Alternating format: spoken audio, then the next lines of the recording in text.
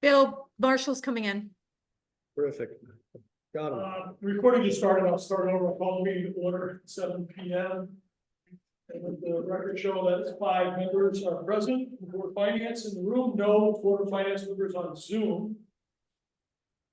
Yeah. Next up is item number 2 on the agenda, approval of the minutes, BOF meeting on March 21st. Do I have a motion to approve the minutes? I'll make that motion. I'll second the motion. Motion made by Steve Herbert, seconded by David Johnson. Are there any discussions on the minutes? I had one, and I need some help if I'm not correct here, but on the bottom of page 3, the motion by R. Word, seconded by Johnson to remove from capital 25,000. I did say that, but I then reset it at 50,000. I think we need to remove all of it. And then in that same motion, we added 25 to transfer. Correct. Does that match what we actually did? Yes. Haley's nodding yes. So I think that's good. I need building items. Thanks, Kaylee.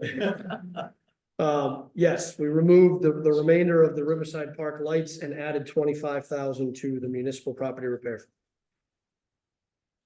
We added it to transfer. Yeah, right, which is in transfer. Oh, in that category. Yes, it's in transfer, right. So it's at the bottom. Yes. Any other comments, notes, discussion, minutes from March 25th? Okay, hearing none, all in favor of approving the minutes with that one modification, at the bottom of page 3, say aye. Aye. Aye, opposed?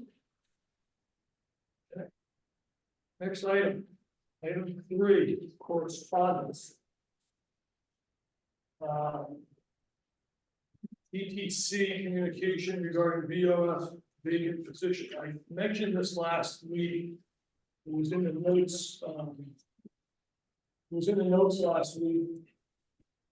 I didn't print anything out last week because the letter that I got wasn't dated. There were a couple of things that I wanted to talk to the ETC chair about. Erica Draw. I did chat with her. If anyone would like to read it, I can pass it around. I can email it to you. It's just a basic letter of resignation and the recommendation.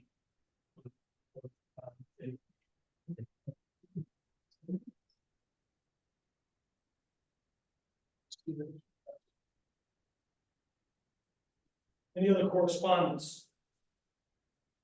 Any other correspondence? No additional correspondence. Okay. Next up, item 4, citizen comments. You know, I might sound like a broken record, but please keep it to 3 minutes. And not because we don't want to hear from everyone, but the more citizens that show up, the harder it is to get through all of them. Let's start in the room and then we'll go to Zoom. I'm reading a letter on behalf of Heather Santos, Yes, your name, Okay. need your name and address. even though it's Heather's statement, but I'm reading it. Do you need Heather's name and address? Why don't you give me both, just. Both, okay. Jessica Bolte, 1081 Riverside Drive, on behalf of Heather Santos, 77 Hagstrom Road. All right, Heather is a proud BOE member and a parent to 2 TPS students. I want to first recognize several members of this Board of Finance for attending several BOE workshops and taking the time to understand firsthand the in-depth process we go through to ensure the budget that is presented reflects exactly what is necessary to provide the children of Thompson an adequate education, which, by the way, is our obligation. I also want to thank you for giving the BOE budget the review it deserves. It was baffling to me that the previous Board of Finance process gave days to go line by line through the town budget, then on the last day gave minutes to gloss over the close to 30-page budget that represents 2/3 of the town-wide budget. After the surface level glance, they made arbitrary assumptions and reductions based on no real reasoning or complete knowledge of what the reduction would mean to the quality of education we provide. As the board continues to review the BOE budget and is faced with difficult decisions of putting it forth as submitted or suggesting reductions, I want to point out a few important points. The BOE budget process is extremely thorough. Each department assesses their needs and puts forth their request. The request is thoroughly vetted by our superintendent, who through her process cut $2.1 million already to ensure that the budget is fiscally responsible while also meeting the needs of our students and facility. The budget is then painstakingly reviewed in over 10+ hours of BOE budget workshops to confirm, compare, and vet the number, reducing it even further. Essentially, this budget has already been reduced to represent the bare minimum needs. Reductions to the BOE budget at this point are cuts, and they do affect student outcomes. Maintenance needs throughout the facility continues to stack up, since many times when arbitrary dollar amount cuts are made, there is simply no other place to go. You have been presented with the 5-year capital plan, and some of you have toured the facility. We can't keep kicking the can down the road. You've seen the graphic in the BOE presentation. 85% of the BOE budget is contractually obligated costs that we can't reduce. The remaining 15% directly impacts student outcomes and, most importantly, hurts the general education population. To wrap it up, our school is the heartbeat of this town in more ways than we recognize, and more importantly, the kids in this town deserve better. They are our future. It's time we start treating them like it. I ask this board for no cuts to the BOE budget and make our kids a priority. Thank you. Yes, yeah, Heather. Any other citizen comments? Yes, please state your name and address, please. Hello, my name is Karen Markno. I live at 77 Lettinen Road. I'm coming tonight to speak to you as a mom of a kindergartner, as well as a kindergarten teacher. And I don't think many of you understand exactly, I'm sorry, the impact that these cuts last year had on our youngest learners. Our students lost a paraprofessional full-time in each of these rooms, and it's a vital role. We get more bang for our buck from these paras. They go above and beyond.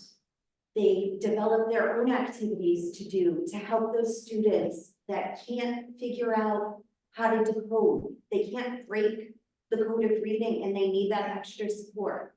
On top of that, we have never had more children in kindergarten that have come to us not fully potty trained, without basic life skills, and I can tell you, it's a safety hazard.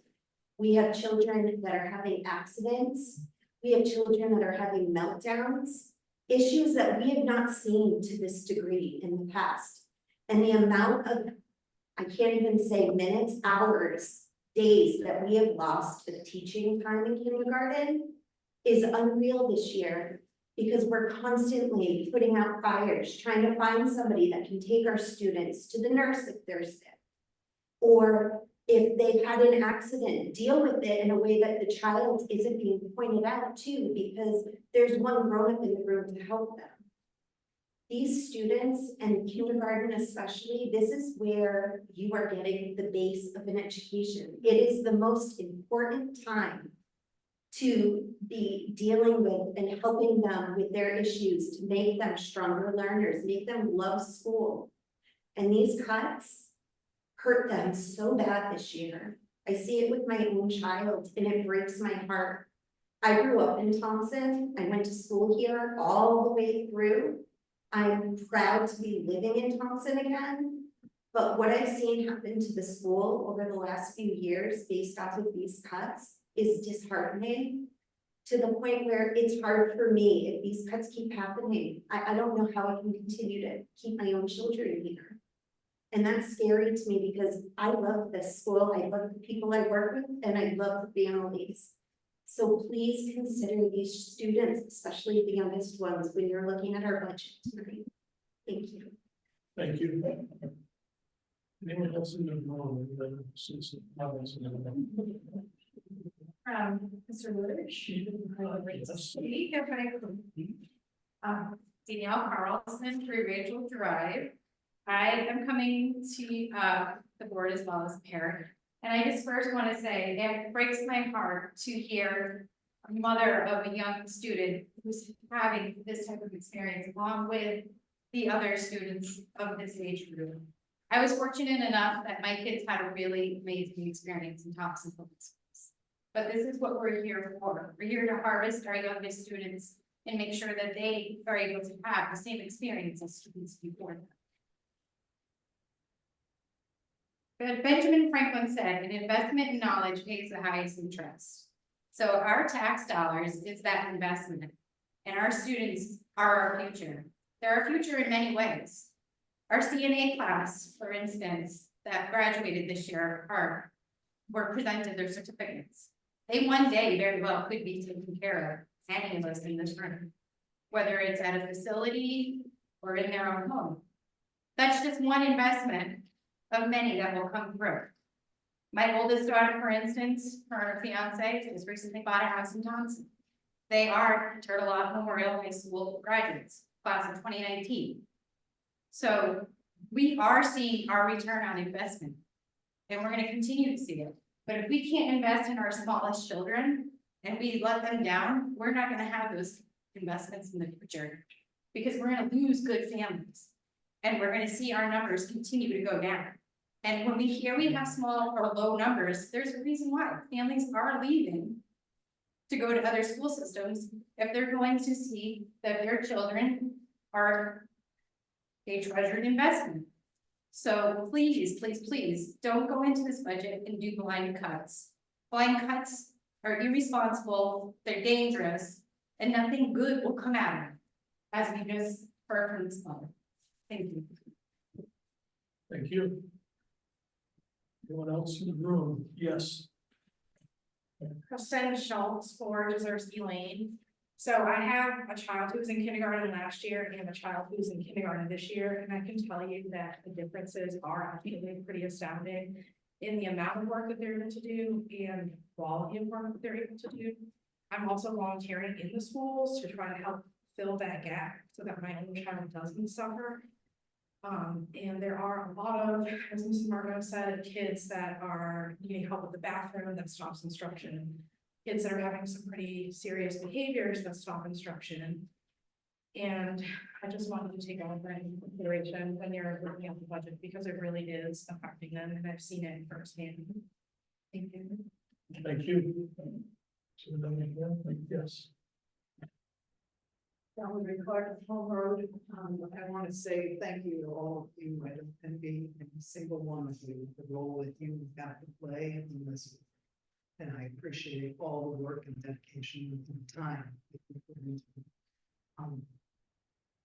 I think that the task of you is an extremely difficult one, because looking at the town budget, I think that you are hard pressed to find anything you can cut. And in aggregate, I think we're looking at a budget that is too high. I would like to hear a discussion tonight about the cost of a referendum. I think it's worth discussing.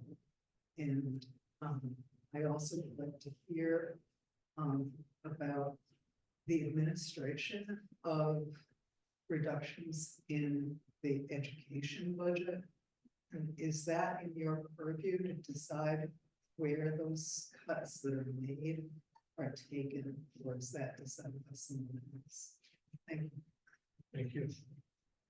Any other citizen comments in the room? Any citizen comments in the room? Thank you. We're going to shift to the Zoom. Can't see the Zoom.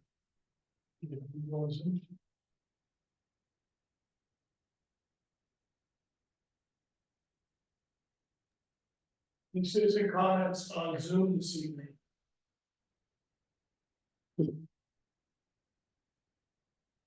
Mr. Chair, this is Amy St. Ange. I'm not seeing any hands raising at this point. Thank you, Amy. Now see a few people with no hands raised. They are on mute, so if you're a citizen and want to make a comment, we need a signal.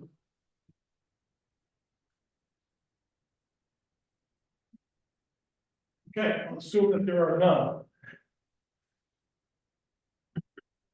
New business. The first item under new business is the audit report. Marshall Dean from King Associates. Go on, push this over to you. Do some. Sure. Please. So our audit process, believe it or not, begins back in June. Is just about wrapped up. It includes several reports, obviously our financial statements, as well as the federal single audit and state single audit related to our grants. Marshall Dean, the audit lead from King and Associates, is with us to take us through his presentation. Thank you, Bill. Welcome, Marshall. Hello, can you hear me? We can hear you, yes, loud and clear. Perfect. Bill, I don't know if you would be able to present the presentation, or if I have shared screen.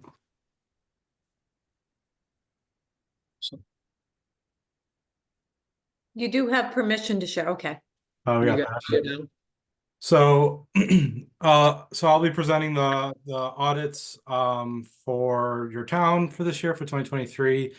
There is the financial audit, and you had 2 compliance audits for the state and federal.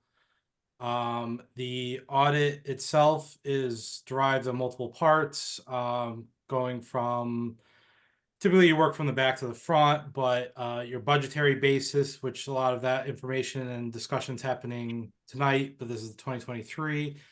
Then it goes into your fund basis of your funds of your town.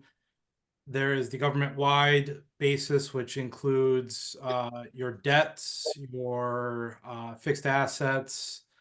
It's kind of just a really high-level summary of all the funds kind of put together to just give you an image of what that would look like. The beginning of the audit is our opinion, and then it goes into your management discussion and analysis. That is the highest level summary brought up from the town and management's point of view.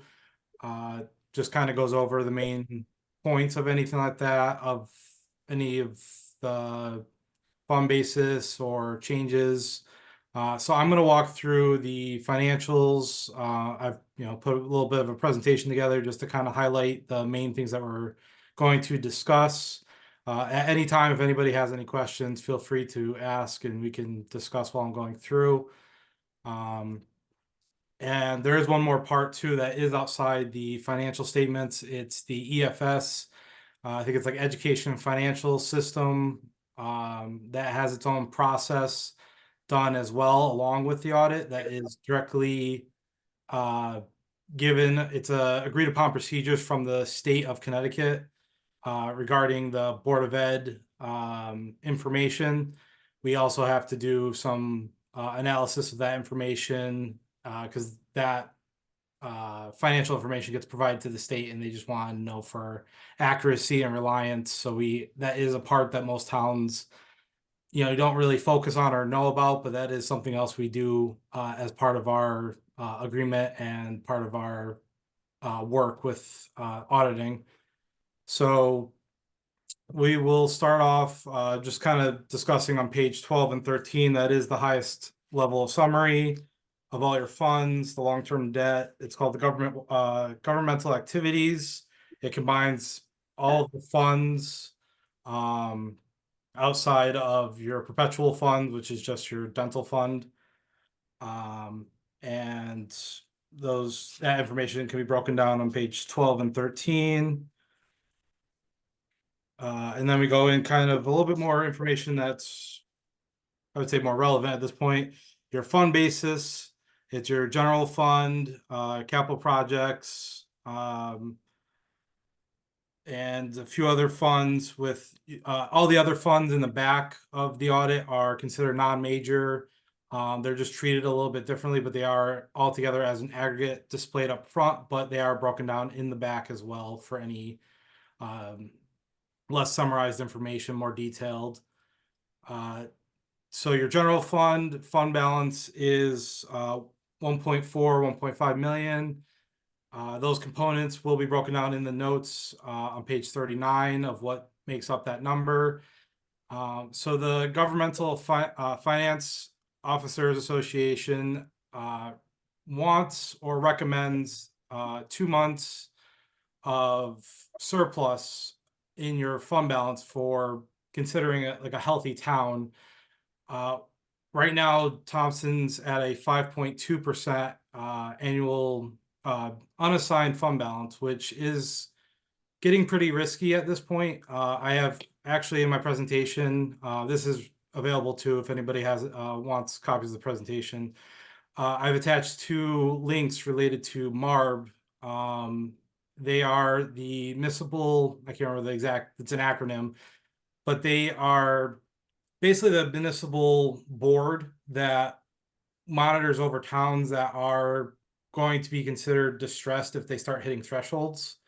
One of the first thresholds that typically get looked at is a unassigned fund balance of less than 5%. So this alone is getting very close to that, where they might come to your town and start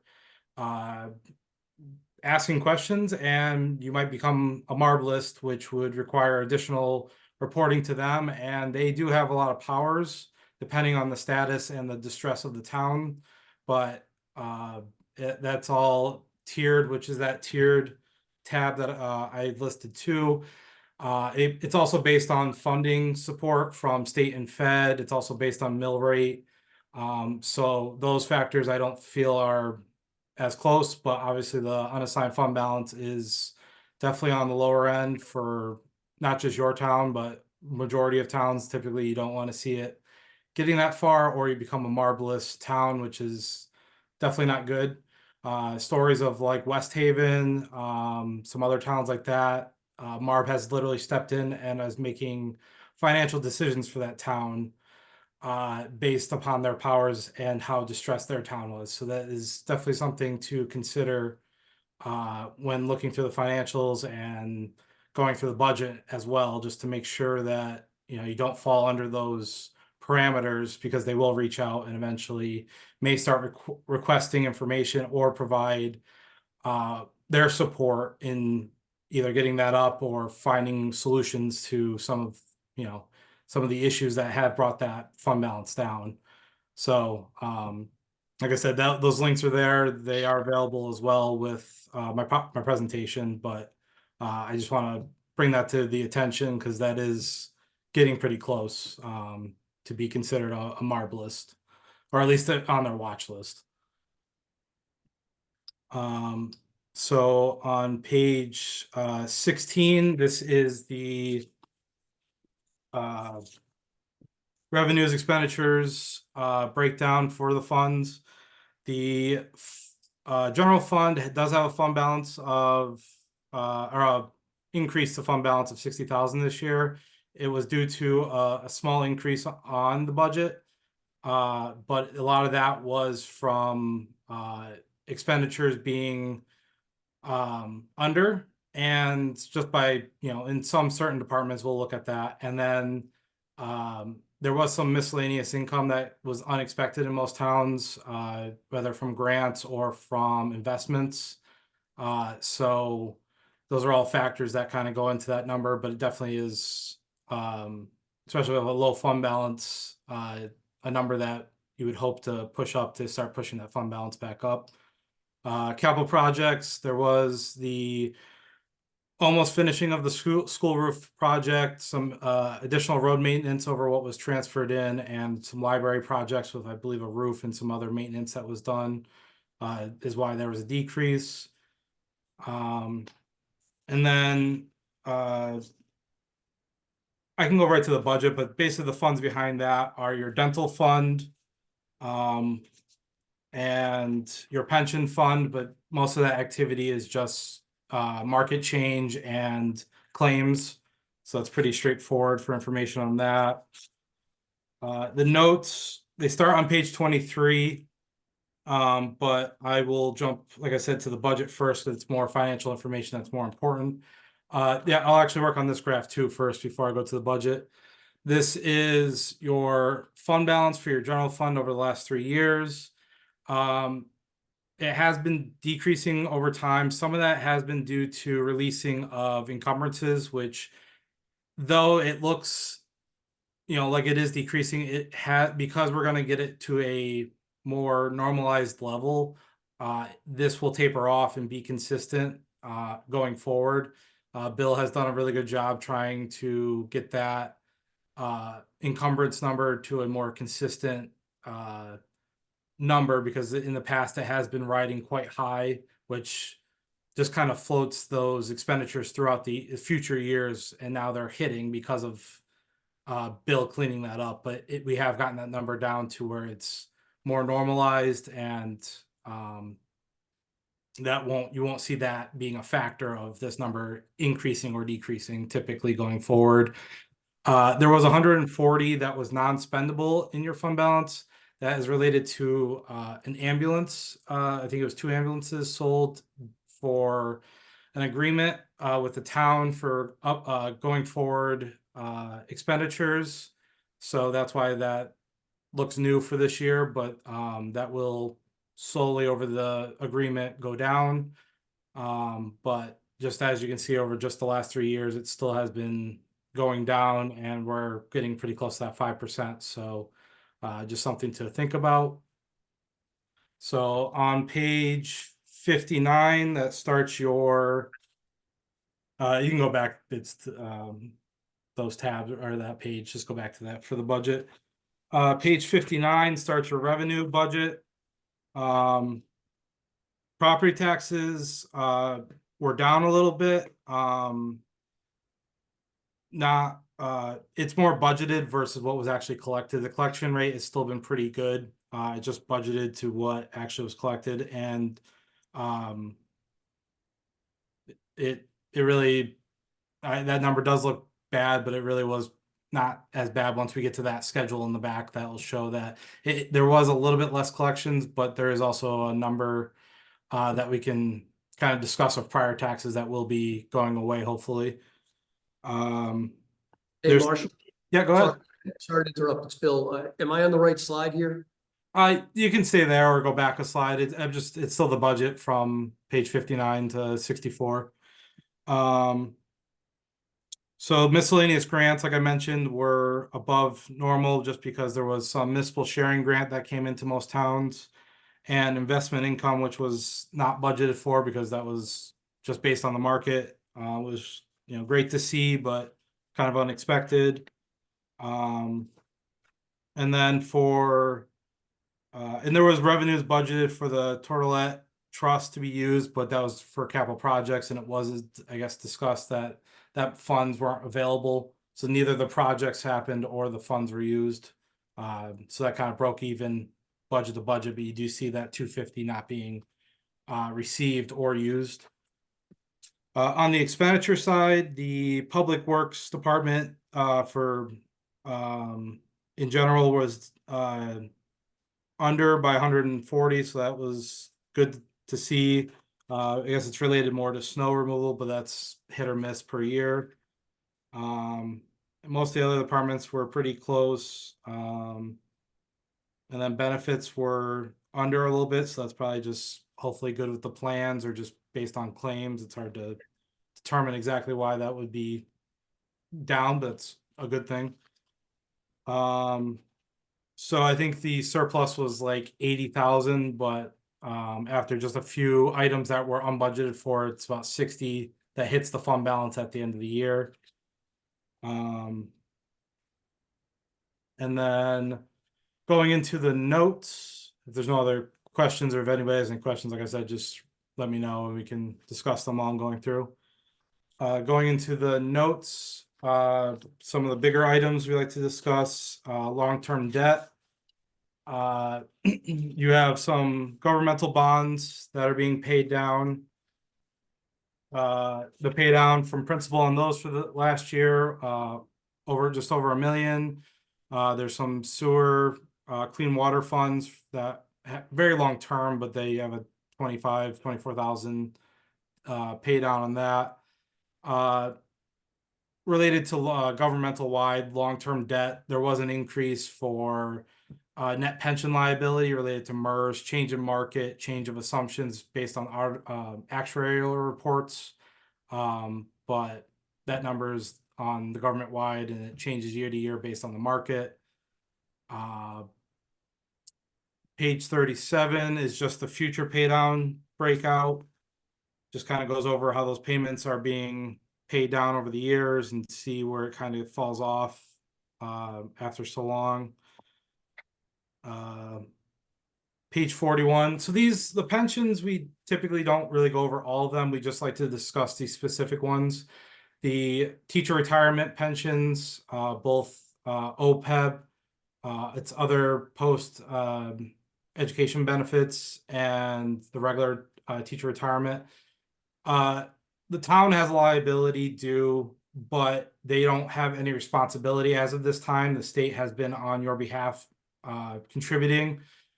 We like to show these numbers though, because there always has been discussion of the state asking towns to contribute throughout the years. It's never been pushed, but it just kind of gives you an idea. If they said, we need you to start contributing 5%, you could take the 2.5 million for the TRB that they contributed and see that 5% number that would be required from you, but it's never gone through. So right now it's not really anything to discuss, but it's just something we like to show, just to kind of give a heads up or kind of give some understanding of what those numbers are. And that's page 41 and 56 is the OPEB, the other post education benefits.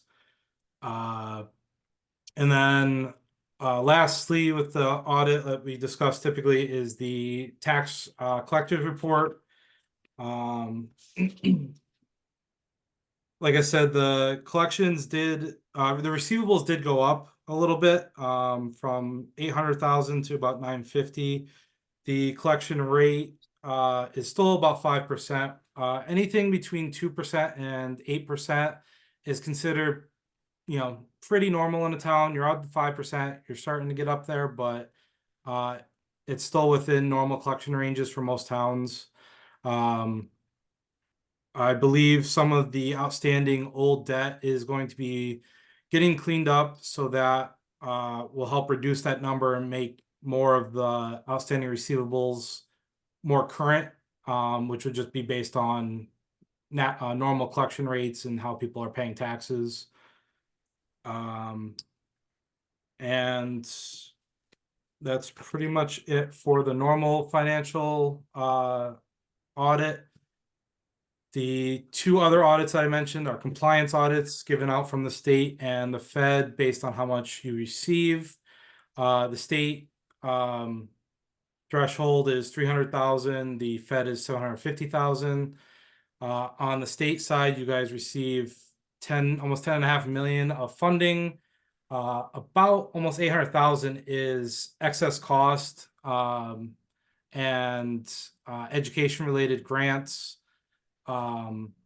Those are the ones that typically are getting tested with those additional procedures that I mentioned with the EFS report that is done from the state of education. But the rest of the assistance that you guys receive, we have to do compliance testing on what we consider major funds and what has been considered high risk. We tested 3 different grants this year, a pilot grant. The other ones were pilot, sorry, let's pull that up. Pilot, LOTSIP, which was the sidewalks grants, and there was an education grant that we tested as well. All came back, we're fine with compliance. Also in the state and federal audit, because there was a material weakness and a compliance related issue for budgeting last year, those had to be reported with those audits. This year they have been cleaned up and corrected. They were related to prior period adjustments and just budget in general, but those have been cleaned up and corrected, so those will go away, but they are just listed in the back as corrected. The federal audit assistance received was 1.9 million. I believe almost 1 million of that is education as well, assistance. We ended up testing some of the COVID relief funding that you guys received and the school nutrition cluster, which is related to like free and reduced students and any funding related in the CAF. All of that came back fine. We we did have a comment related to just some of the record keeping for it, but compliance wise, no problems. And as well, it does state that the material weakness and budgetary compliance were corrected for the fiscal year. Yeah, you can go to next slide. So there is a management letter that we have presented related to just bank reconciliations. Bill has, in the last year or two, has really, with Guy as well, has really turned that around related to variances and other issues that were in the past. We just want to see a little bit better, I guess, documentation of review from Bill. I know he works with Guy and there is definitely a review happening. It wasn't concerned there. Just for proper procedures, there should be dates related to that. Some of the information did take a little bit, some additional requests to get. So we just want to make sure those are addressed. And just some old outstanding items that just should be cleaned up, written off, or reissued depending on the validity of them. But those are all kind of minor, but just things that should be brought to management's attention. Just a few verbal comments. These are things that we keep in our log, but not issued to management specifically in any detail. Just fixed asset listing every year. Most towns it takes a little bit longer because it's not a top priority. Just couldn't be done a little bit more on a timely basis, maybe hit quarterly, but best practice versus what's actually practical always makes a difference. We still want the maintenance to maintain or even increase the resources related to any of the finance departments.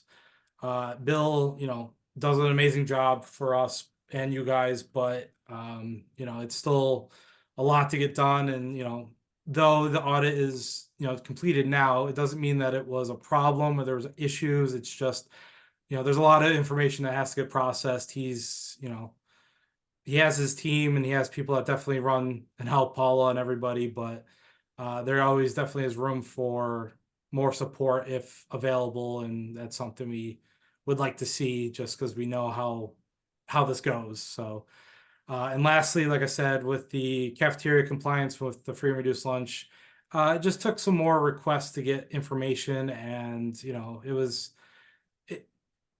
all the records were there. We felt satisfied with any of the compliance, but we just, not retention, but record, I don't know the word exactly. It's not retention because it was there. It was just hard to pull all those pieces together for us. It just took a little bit more time than needed in a sense. So just, verbal. So if we ran into it again, we are, we knew we were aware and management was aware as well. Hey, Marshall, you mind if I just add a little additional color on that, just based on some looks I'm getting in the room? Yeah, sure. Go ahead. So the work that was done on the CAF, Marshall mentioned the cafeteria grant that was audited. One of the audit steps typically is a tie out of the number of meals that were submitted for reimbursement to the underlying system that the cafeteria uses to track those meals. In the vast majority of the instances, that ties out directly. There are certain instances where meals are tracked manually, and it's sort of one-offy type things. Like, for example, on field day, the cafeteria puts together bag lunches for the kids to eat out at field day. Those are tracked manually. So because some of those records were maintained outside of the system, it took a little extra time to dig those up, because don't forget, these are about 1.5 years, 2 years old at that point. It is still a valid point. It should have been, better organized and more readily available. But in the end, kudos to Lisa Duran for being able to go back into the archives and find those sheets. Thanks, Marshall. Yep. Yeah, and that was it really. For any other comments that we had. The next slide is just our information, our address, any contact information for me. You can contact email or phone, just in case there's any questions outstanding outside of the audit or outside the presentation. But that's it. If there's any other questions, that I'm here for until you guys let me go. If I could, Marshall, just to let the board know, our intention is to file these, the financial statements tomorrow. It's well, we're up against the, I guess, Marshall, the deadline is technically Easter, right? But I'm not sure if that's been extended to Monday, but frankly, Marshall and I have been talking about the audit since June and I'm ready to file it. So as long as he's ready, I'm ready. Yeah, So- the federal deadline is the 31st. I don't think they're going to accept April 1st, so it's better to just, if Get it we done. can get it done by tomorrow, we're just waiting on one legal letter, which Bill has been in contact with them. That's the only part I need. Besides that, it's kind of, when you guys say it's good to go, we can submit it.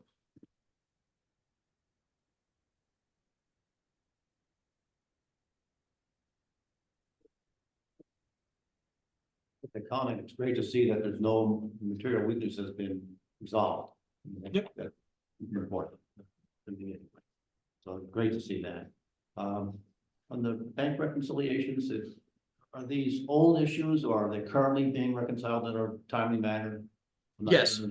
Yep, all bank well, I'm sorry, Marshall, you should speak. Yeah, so it wasn't really specifically a problem with the actual bank reconciliations. It was more of the process of somebody wanting to review it, like me as an auditor. The actual detail and packet wasn't readily available per se, but the actual bank reconciliations were fine. There was no actual errors or variances or anything like that. The old items, they're just old checks that we just recommend getting cleaned up. It's kind of just best practice. They're not material, they're not significant, they're just, best practice is always to be best practice, that's what we aim for. One of the, a little more color, with outstanding checks, one thing that we bump into quite a bit is that there are often very, very small tax refund checks that are issued that people just don't cash. So they might be, a couple bucks and they end up in a drawer somewhere or thrown away. So it's a lot of cleanup items similar to that. Anyone else? Questions? Bill, for our benefit, is any of that handled electronically or is it still on paper? And can we migrate it to electronic?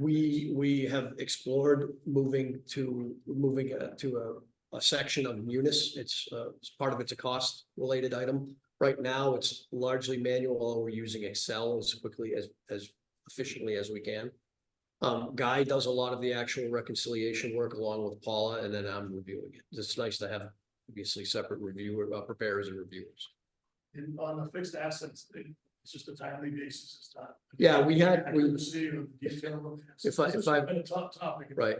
If I might say, Marshall, you can tell me I'm wrong if not, there was a little improvement there this year. Last year we were pretty late. We tightened that up a little bit, and so hopefully baby steps, it'll be a little bit sooner again next year. As Marshall mentioned, it's sort of one of the things that obviously supports the financials and the footnotes, but it does end up getting prioritized down the list. Yeah, like usually if we can receive it 2 months after when we come out for field work, that's usually like what we aim to feel acceptable. It did take, till the end of the year, which, we were also still doing some field work. So it does fall typically to the end, but yeah, compared to last year, I think I received it like weeks before me trying to finish the audit. I did get them, within a reasonable time. It's just always looking for better improvement on getting timeliness. Thank you. Yep. Anyone else? All set. So you need for them to Okay. stay in the states like this? Thanks, Marshall. You're welcome to hang out, but I'm sure you've got audits to do. Yeah. Thanks. Alrighty. Thank you. Okay, next item is BOR member resignation and timing of the full vacancy. That was part of the correspondence. I did chat with Herbert Grove, chairman of the ETC. The customary that it's a Democratic seat. You have 4 Republicans on the board, that's the maximum. So that means it can be filled by any party other than a Republican, could be independent, etc. And it's the responsibility sits here on this board to decide, discuss, and vote part of that vacancy. Traditionally, that's that's a practice of the DTC or the RTC recommend candidates. Typically, I don't say. People strongly should follow that history of practice. But I'm one. I was a little concerned with timing. That's why I chat about it here. So far into the budget process already, and it's an experimental year for us from a timing perspective. And the criticality of that timing is that if we want to pass on the first referendum, last year we didn't. Other years we've gone beyond 2, and once we spill into June, as many of us know, once we spill past June, that really impacts tax collections. That's a massive challenge for the town of Cashiers. So we modified this year to get done early. I'm hopeful that we can. We didn't move the town date out on May 6th or the referendum date later in the month, because we weren't sure we needed that time what this would look like. But if we do well this year on a timing basis, if we want to repeat this, we said as a board, if we don't, we'll go back to the old process. If we want to repeat it, it allows us next year to move that date up to give us a little bit more time between the date of the first referendum and July 1st when tax bills come up. Another long preamble, but point being, want to kind of stay on track here and either at our next meeting if we wrap up, or our next regular meeting to take this up as opposed to take up the vote to fill the seat at that point. And I did ask, it's our decision, but I did discuss with Erica her feelings on it, and she felt like that was appropriate given what we've gone through and where we are in the process. I'll pause there if there's any discussion.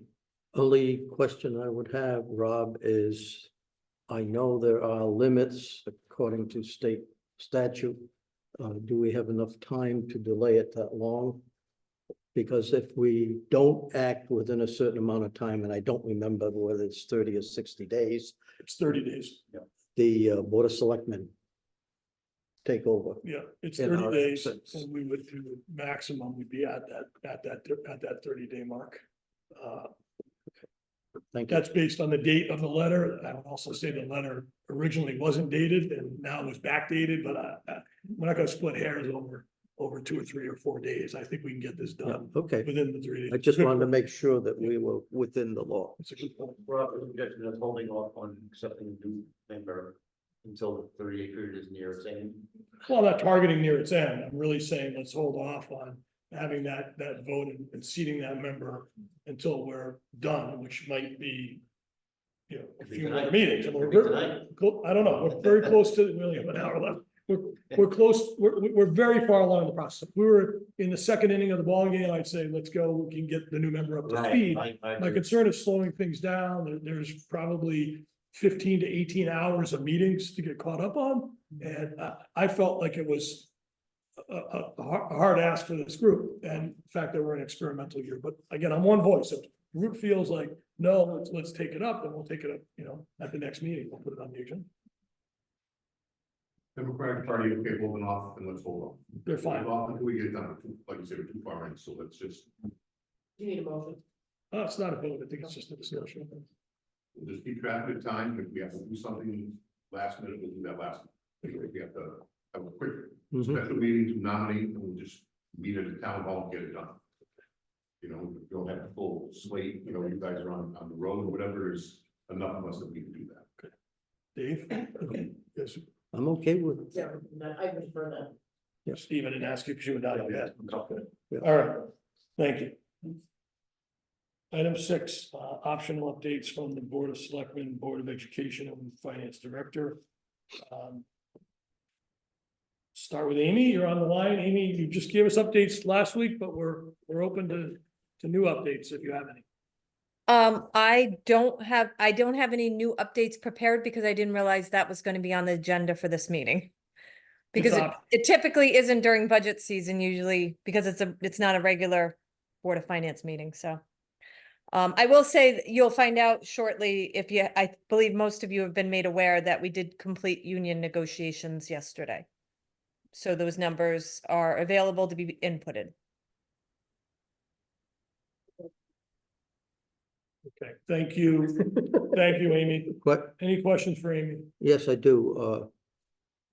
Bill had mentioned that there's a possibility of retaining $10,000 as a reduction. I was gonna speak to that. Oh, you're gonna Bill, speak yeah. to that? I just Yep. want to make sure that that's Amy's recommendations. Yes. Yes, Yep. sir.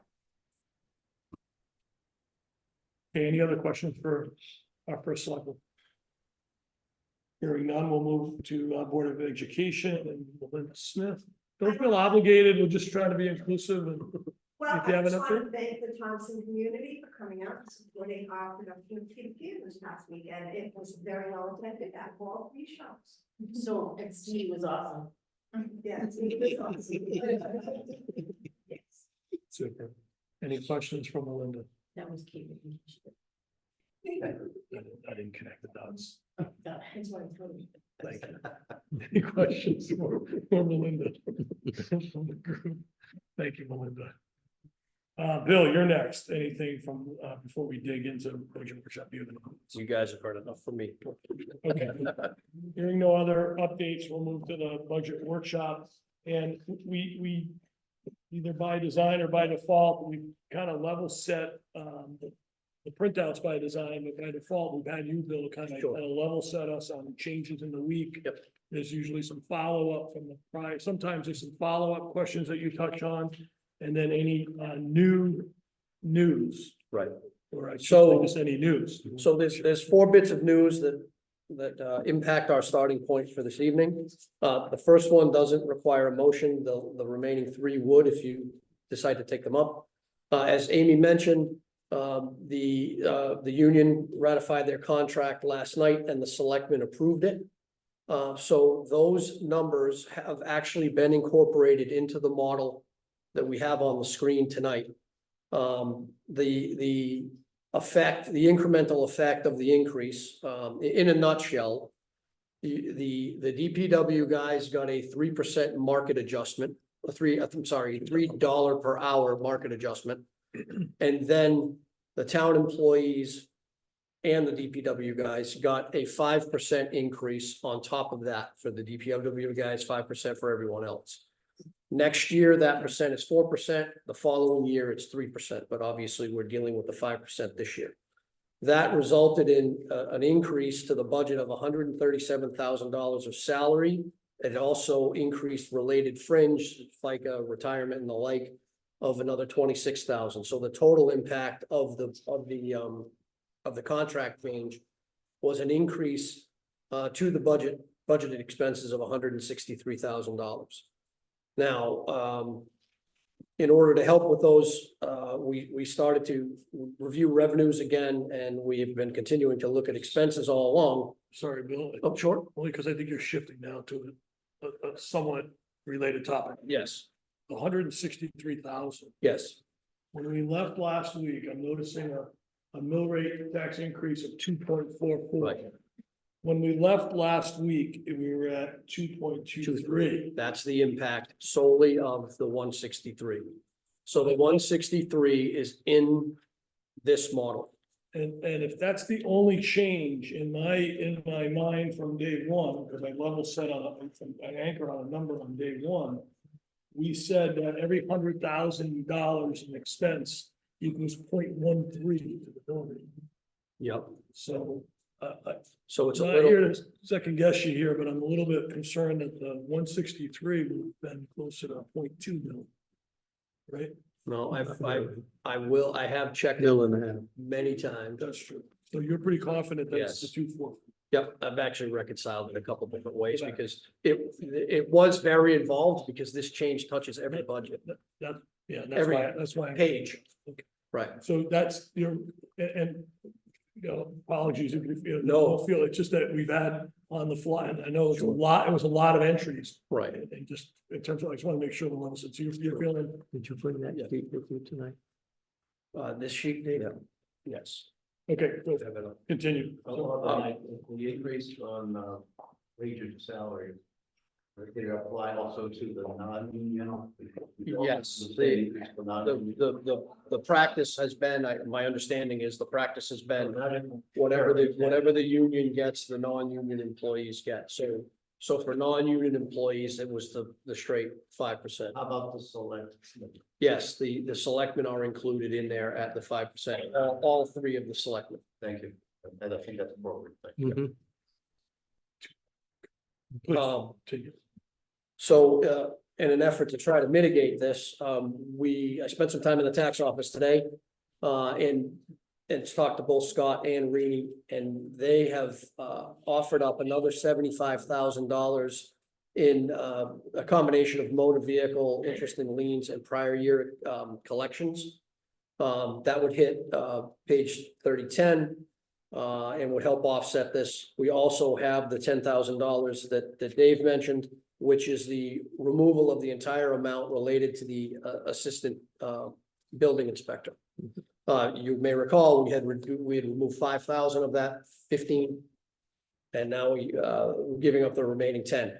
In addition, Tira stopped by my office today. She understands the situation that the town's up against. She took another look at her budget and is willing to give up $5,000, which is half of her printing line in the EDC budget. So if the board so desires, if you would like to make a motion for those three, I can make those adjustments. Then we can have a reset starting point. Okay, those adjustments are not in. Those are not. The 163 is, the last three Because are that's not. required. I understand. That's clarified. Do you need a motion, Bill? I realize part of that 163 is, they relate to union contracts, but there are other increases which are not related to union contracts. Do you need a motion to make the adjustments as presented for union and non-union members? I guess it can't hurt doing any. I will make that motion. I would say. And the motion is to approve the total of 163 Yes, to cover the union and non-union salary adjustments, and fringe benefit. right. Okay, and that's seconded by Steve. Is there any discussion on the top? So 163 is the increase because of the negotiations or whatever. Correct. And what was the total on that on the 75 and so forth? What was the total? That's 90,000. I think that'd be a different. That's a different note. That's a different That's motion. 90,000, So 90,000, so we're 70,000. 73,000. Yeah, it was short. The wrong way. Yeah. That's right. It'll Correct. reflect as soon as he enters it in. Right. Any other questions or discussion?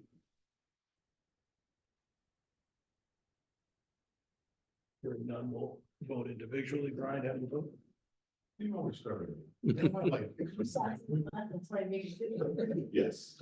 Yes. Vicky, Steve, Yes, Dave, yes, and Rob will vote yes, so that'll pass 5-0.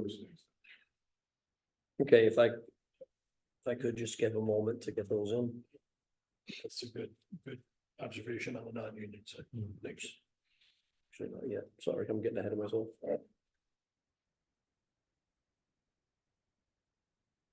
Okay, do you have something? So that was just the salary, right, correct? which is already in Well, there. it was Right. The full adjustments, there was fringe benefits in there too. Right, the front, you're right, exactly. Covered, the motion covered the adjustments. Total of 160. Very good. Could you touch on, if I might? No, please Touch go. on the 75,000, what the income, what Sure. are they find specifically? So if actually the page on the screen right now. As we were going through revenues again, we specifically noticed here that Mhm. prior year taxes, interest and lien fees and motor vehicle supplements showed actually a decrease in the budget from the prior year. And I felt like that warranted another discussion with Scott and Reenie today. So they sort of refreshed the numbers. They redid their analysis and took a look at a little bit of an updated projection where they're at. And they felt that they could add $20,000 to motor vehicles, $35,000 to interest and liens, and $20,000 to prior year collections, which totals the $75,000. And I think if you look at the projection for this year, it's somewhat in the neighborhood of 902,000. Correct. Which I think is a fair assessment, Yeah, based I'll- based on what we're Yeah. collecting. Right. It's 70,000, the total of 100,000 is a relative, it's a high percentage of the base, it's not 100,000 of a couple of million, it's 100,000 of 900. It's a big jump in that regard. Did you press them for more? You know, I will say this is probably the third or fourth time I've gone back to this, guys. Well, it was $100,000 decrease. The 30,000. the latest Yes. recommendation. Column always is where we currently stand. Those numbers would go up. I'm sorry, so help me out, what for interest to lead is going from currently in column O, it's 0, I'm sorry, 200,000. Right. It would go to, It would go to 220. okay, and prior years, it's 330 now.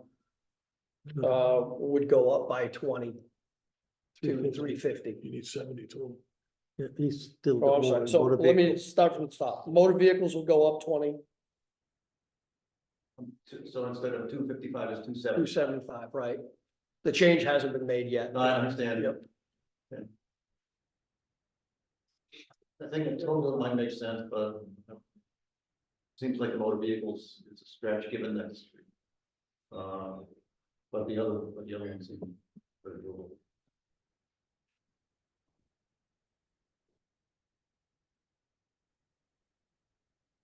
I would recommend that we increase the projected revenue by $75,000 as described.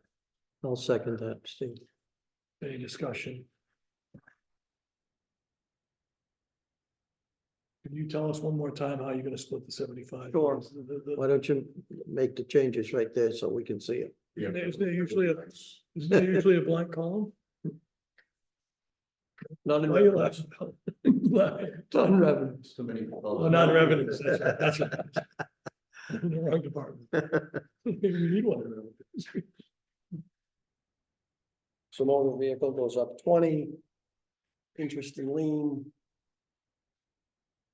Will go up to another 35. And then prior year, 20. we'll go up another 20.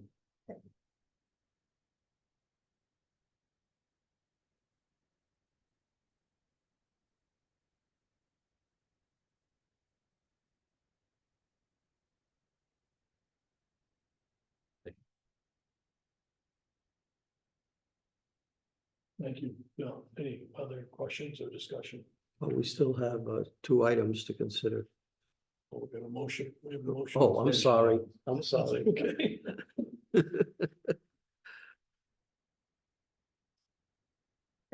Brian, you good? The prior year, even with these adjustments, the collection of prior year receivables is still 50,000 less than. Well, that's what I'm looking at. I mean, you're at 400,000, you're final change 4, then the 267 amount is 440, 415, 400, and then 350. I believe over time in the previous year, last spring, we had a large collection from the fire sale. Well, the And other, that came in early and that projected of 440 for last year yeah, was based on some of that coming in this fiscal year. It came in early. I think the other phenomenon, I don't know exactly how it layers in how the math works, but somewhere recently, the registrations went to 3 years. I remember having this discussion. Yeah, yeah. And that dip of 267 may have just been a period of time where they weren't expiring.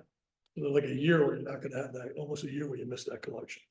No, that's still, this is a tax collection. It's not based on Well, the prior years. would be- yeah, I understand that, but every year is a prior year in terms of the state, in terms of when you purchase your car. I will Yeah, say, that's not where I'm going. What I'm saying is if you're on a 2-year cycle and all of a sudden you're going on a 3-year cycle. People that would default on that, you have a Oh, I year, see. you have a blank year. Okay, I'm saying that's why the numbers are a little. I understand where you are coming from now.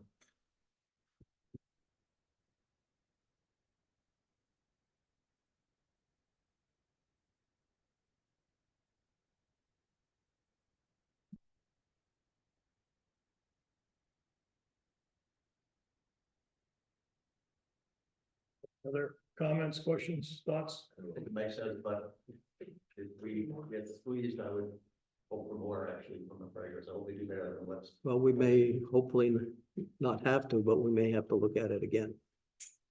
The rule that says we can't. Okay. We'll swing counterclockwise. this time. Dave, how do you? Yes. Yeah. Steve, Nikki, Ryan, Rob, I'll vote yes, that passes 5-0. Thank you, Bill. sure, So the 244, well, I'll wait. that's in there. So then the next item was in building. You wanna make a motion?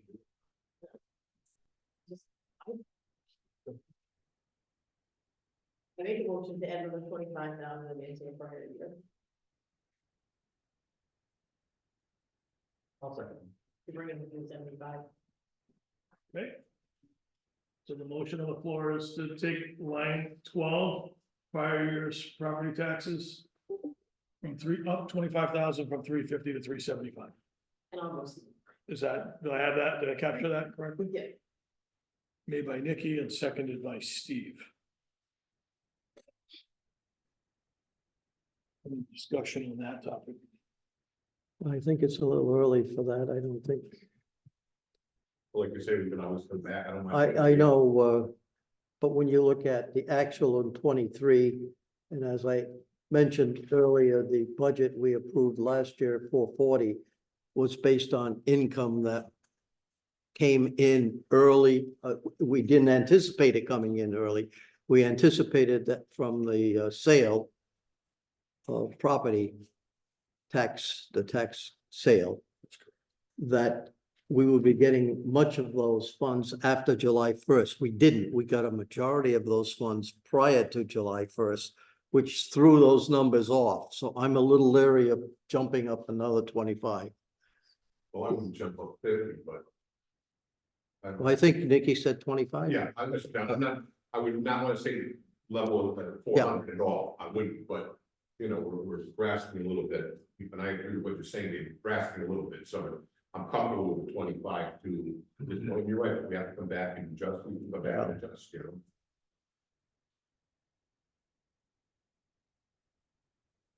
Anyone else?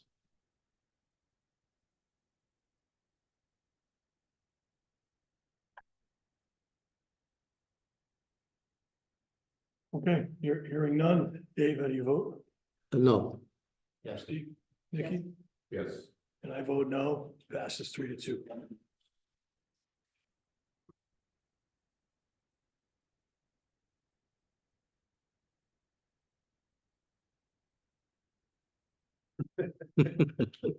Say again? Is that the top one, right?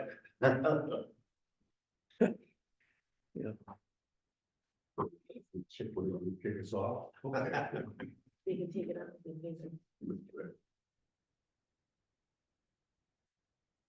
The next change was the zeroing actually, so it'll be slightly more than $10,000 of the assistant building official line, so it would be an adjustment of 10,338. And then the remaining adjustment, if you'd like to do it in one motion, is 5,000 out of printing in EDC, which is budget 6205. That was part of the original motion. Okay, I'm sorry, we have a motion on the floor for that? No, that motion, we voted on all 3 items. No, we didn't. We voted on 3 items on revenue. This is expenditure budget. Right, that's We what. just did the 75,000. We just did the 75,000, right? Yeah, that's revenue. Rob. Now we're talking That's it. expenditure. But these 75,000, the two others, that wasn't part of the No, original. no.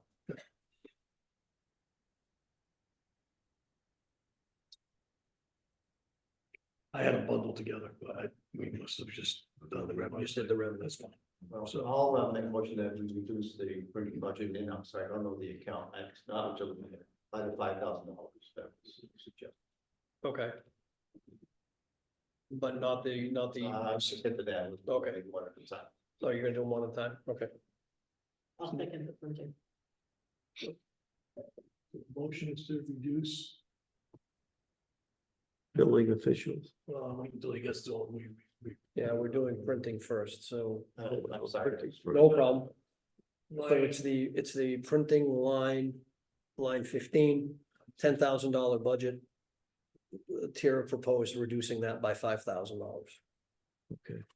that motion was made by Steve, seconded by Nikki. Dottie, did you get that one along? Thank you. Any discussion on this topic?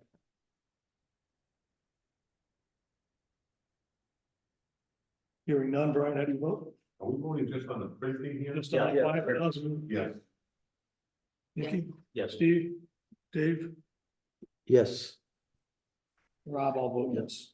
That passes 5-0. I'm taping it, taping it. She is too. Just giving you an update. Thank you. You got the game? Don't talk about it, don't talk about it. I'm not talking about it. Okay, so that passes 5-0. Sorry, folks, there's a big game on with the Yukon Huskies tonight. So, Then the other item was 10,338, you said? correct, 10,338, and that was the balance of the building official hours. Right. Or funding, Was it 10,000? assistant building. official. 10,338. Oh, I'm sorry, okay, then.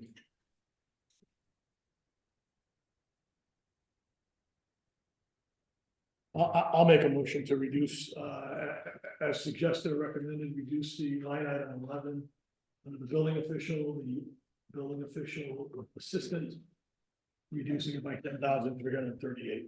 I'll second it. Rob had the motion, Dave had the second. Is there any discussion? This one's a little tougher, I kind of think we got a good explanation, good justification before, but. I guess if selectmen don't need it, or don't feel they need it. I would disagree, but we covered it. I thought I saw a lot of justification. So, My recollection on it, this is the assistant building. Right. This is the secretary, right, the building official. My remembrance of this was that we actually last year added it in as a transition period, as a training period. So that we didn't have an interruption, and it's a really hard spot to fill. That didn't happen. There's not a plan for that to happen this year. So, if there's a plan, we consider the plan, we vote on it. And I don't know why it didn't happen. Maybe it was availability of talent to do it. Mr. Chair, could I bring clarification to this? Please, If you were, I'm sorry, I didn't hear. Could I speak? yes, please. Okay, sorry. I just want to clarify that this was a program that we attempted. There was some incompatibilities between the two parties, building official, assistant building official. The program just has just not worked out the way we had hoped. Terry, if you recall our building official during presentations had mentioned that he was doing the work. It was a large workload, but he was able and capable of completing the tasks.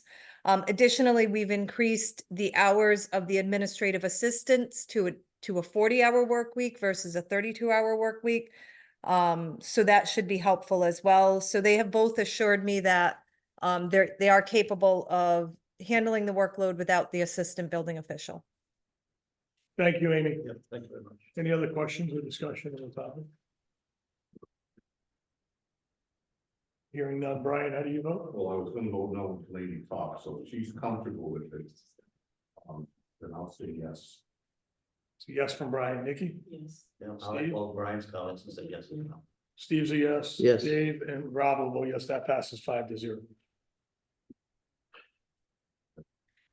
Mr. Chair, can I also offer up one more line item? Please do. You could Okay, offer. I any more heard line- from, I heard from our human resources director and she had requested I think it was a $4,900 training platform. We've lived without that training platform for forever. And she feels that that's something that could be cut as well. And that's in the first selectman's budget. Recall that, so. Betting or all sorts of things, yeah, for this, okay, challenge.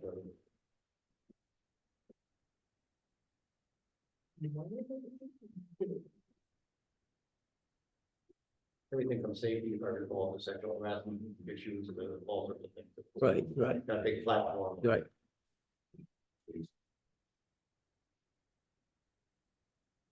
Is that first selectman or selectman budget? First selectman 1201.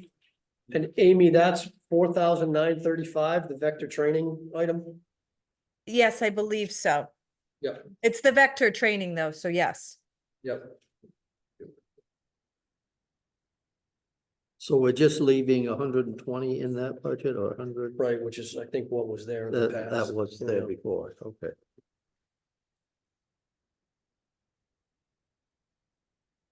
I'll make a motion that we reduce the first selectman budget item training number 15 by $4,935. I'll second. The motion was to reduce it by to reduce line item 15, training in the first selectman, 1201 by $4,935, which would be the removal of the vector training software. Page 13. It's on page 11. My page. Oh, Yeah, you got the. we're all on the same page. We're on different. 413. Fantastic. I'm sorry, I missed track of it. I lost track of the. Yeah. What was the motion by? Dave made the motion. I made Made it. the motion, I second. and Brian seconded it. Is there any discussion on the top?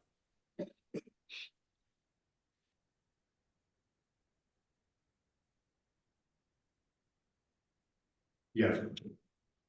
Yeah, for discussion. I was hesitation for like 20 seconds. So I just moving you. Yeah, I understand. I also, Like, did it get put in because someone asked for something or just because? HR director, I think, wanted to develop the stuff. That was a suggestion. It's a training program that, Brian, how do you vote? Yes. Nikki, Yes. Steve, Dave? yes, And Rob, I'll vote yes. That passes 5-0.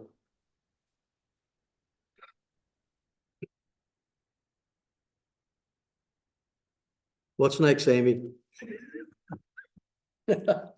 I have nothing else. Please don't touch paving. I'm just kidding. Better hang up. Bill, is there a? Oh, the education one? Yeah. Yeah, I The did health, not. the health insurance, policy for the education budget, Yes. is there a change in that we haven't addressed yet? So as you may recall, over the course of the budget process, originally we were budgeted at 8% for health. We then got an update to 3 to 5. We knocked both the town and the school down to 5. At that point, the Board of Ed finalized the budget and sent it to the Board of Finance. So there's still 5% in for the BOE. If you were to move that down to 2% like we have on the town side, it's roughly an $84,000 decrease. However, before you get excited, I'd like to remind the board that we kept an extra employee in the budget on the town side in sort of an acknowledgement of the fact that this is very fluid and very often tends to go up. While we were making our preliminary cuts on the BOE side, we did not do that. So that health insurance budget is based on, it's a snapshot of the census at that moment. So that's the only counterpoint to, otherwise it would seem like a very easy. So on the Reduction. downside, you've allowed for potential additional. Right. One person. One person, right, Family plan, I assume, right, exactly, yeah. and What would it What is cost that- on what is the that other, amount? the other side? It's about $36,000.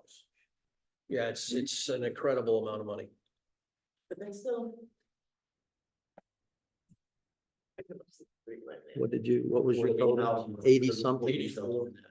So if we took 50, we're pretty close. 48. Could be zero, be up to 36, could be zero, Yeah, could be. I understand that, but I know, what I'm saying just is I think clarifying that that's the worst. a case. reduction in health benefits for VOE 50 would be reasonable.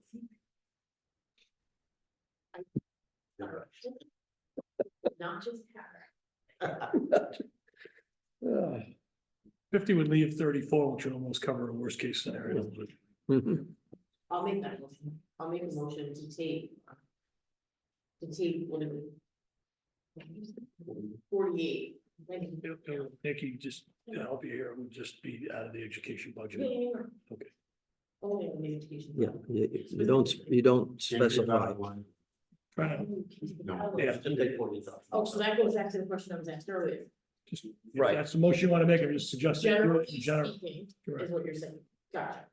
So I make a motion to take $48,000 out of the Board of Education budget. Motion made by Nikki to reduce the education budget by $48,000, seconded by Steve Herbert. Any discussion on the topic? Discussion. Think appropriate. Hmm. If anything, there's a lot more employees at the schools, maybe they need more of a cushion, but we could find reductions.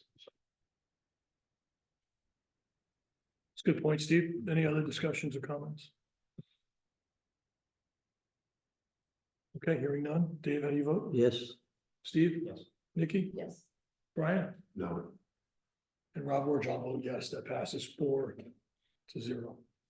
1. 4-1. Oh, that was nasty. Sorry, Brian. I remember. I'm suffering. I've been to California and back, and I took a red eye. So I get a couple of passes tonight. Exhausted. So we are back to where we were before the contract. Oh, Okay, Look at that. Mhm. okay.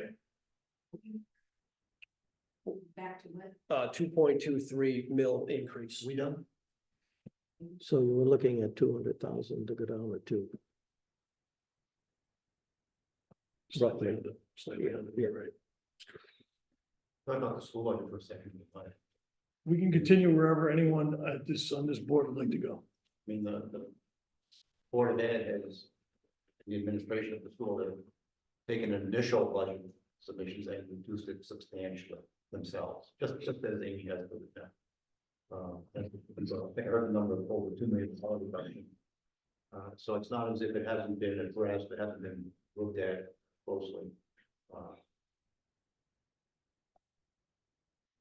I attended the meetings on the school, on the Board of Ed budget, and I think it's appropriate, something like $48,000. So I wouldn't recommend cutting that. There are some things in the Board of Ed budget that I would increase them. But it's reasonable.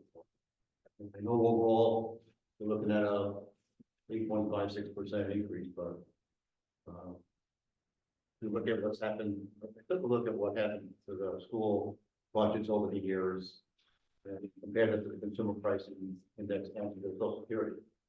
And from 2018 to 2023, school budget looks like it went up about a little less than 9%.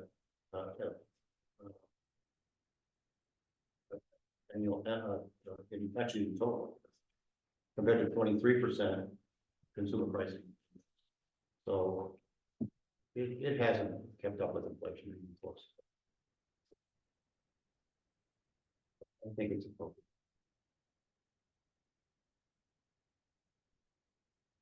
So I think the town has done a good job of trying to minimize costs and recognize potential revenues. As bad as it may be, in terms of nobody wants to pay 8.56% more in taxes.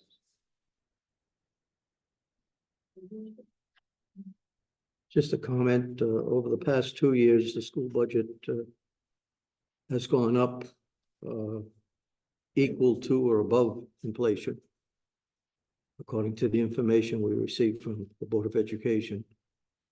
This year, the inflation has been pegged at 3.2%. So I think we need to take a look at it.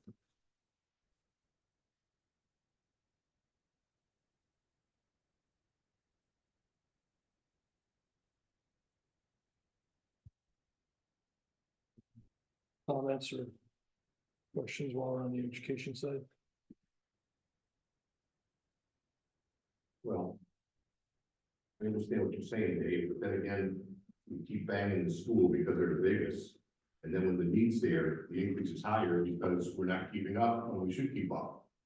So I just got to say what you're saying about inflation, but also, you know, when you underfund something and continue to do that, and then all of a sudden you need to put it in, it skews, you know, the percentage of, that's how I feel. So I have somewhat of a problem when we say that 8% versus whatever, yeah, so Well, I don't think we need to get rid of some stuff, but it's listed at 4% right now, or 4.06. Yes. I was only going to history matter, but going forward.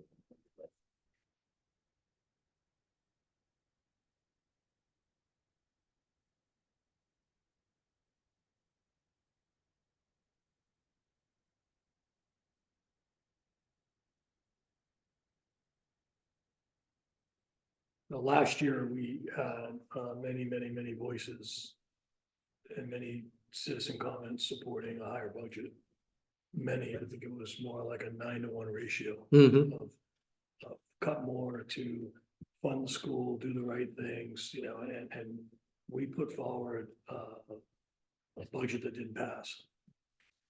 So as we balance things, we got to think about our own viewpoint and then what the taxpayers and the voters of the town are going to say. And that's the hard part. You know, I could state my viewpoint and citizens state theirs, but at the end of the day, it's putting forward something that we think the town's going to support, not the 5 of us, right? And that's the hard part. That's the difficult part. There's no real science or math. It didn't pass last year. No. Then we went back and dropped it all the way to 0.98. The 0.98 went through. Right. Bill, it might be appropriate that, I think Val asked the question, what a referendum costs. We had, I think earlier in the budget process, we had asked, I think we had asked Frank. And he said between $8,000 and $10,000. That's my recollection. I just want to answer Val's question. We landed at 0.98 last year on a 2502 base. Do you remember? Mhm. Not where we started, but where we were the first referendum. It was 3 something, I Amy, believe. we had Amy and I talked about this, 2.7 or 2.8. I have 281 written Yeah, down. I don't recall. if That rings a bell. 281 was what was in the original budget Yeah, before cut, so that's what went to referendum. No, I think that's what went to referendum after the first round of cuts. Right. That's about 11% last year. Didn't pass. And we went all the way down to 0.98. 0.98 on 2502. About 3.9%. so to get to 2, we're talking like $200,000. Somewhat Yes. close to that, That's possibly right. That gives a just few under- dollars less. 200 would take it about 0.26 right down, so we'd be just under. 173,000 would get you to 2 even.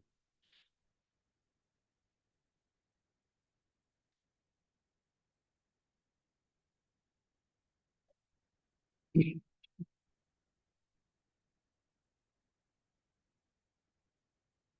know, what I heard from Amy and the other speakers from the town, departments, and I think it was great this year that we sort of sat in on the departments from the town as well as some of us attended the Board of Ed budget as well. I think they did a good job in explaining what they need, and I think it's right. In the school, we can't have kindergartens that can't learn, can't be taught because we don't have the resources. That's not reasonable. That is the future of our country. I don't disagree, but those decisions are administrative. Right? I said those decisions are administrative. Not sure I understand. The Board of Education is allotted X amount of dollars. How they allocate that money is the decision of the administration and the board itself. Understand that. So if they've shorted someplace and that needs to be readjusted, I'm saying that's an administrative decision. It's not as if they made that decision without thinking about. I'm not saying they did, but they did make that decision. And they had to. They had to. Well, I understand, Dave. It was their. That decision. is debatable as to, in a budget of that size, where you make your cuts. That's administrative.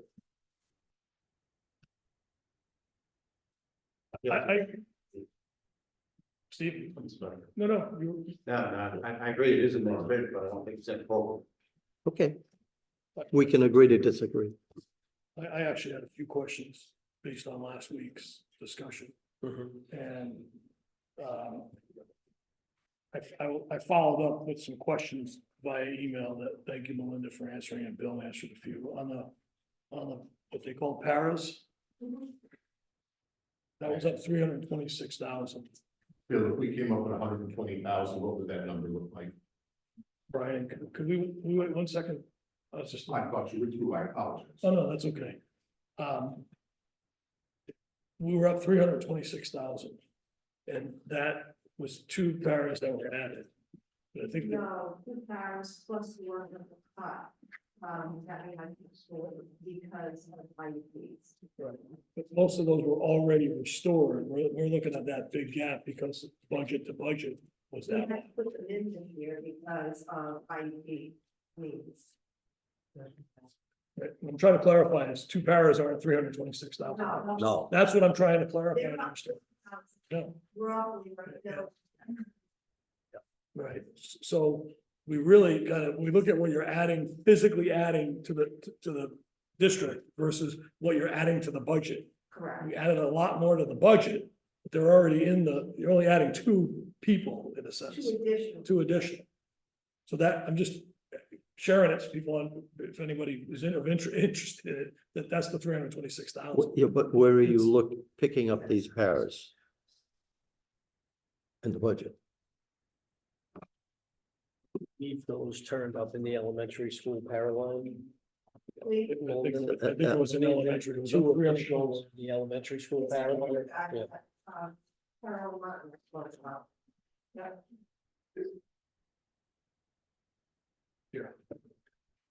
Fine. Yeah. 151? 181's 181, thank you.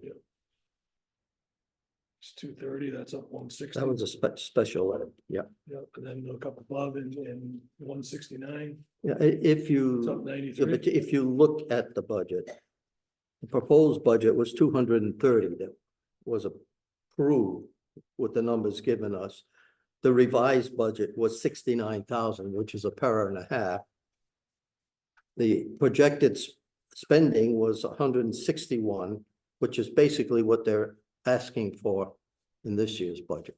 No, they're asking for 160 more than last year's budget of 69. No, oh, percent?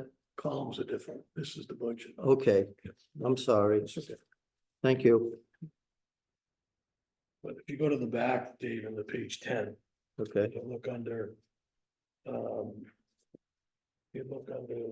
paraprofessional salary. is that a, It's an object, okay, it's an object versus, 50114. That's where I got the 326. okay. Thank you. I had it start. Yes, no,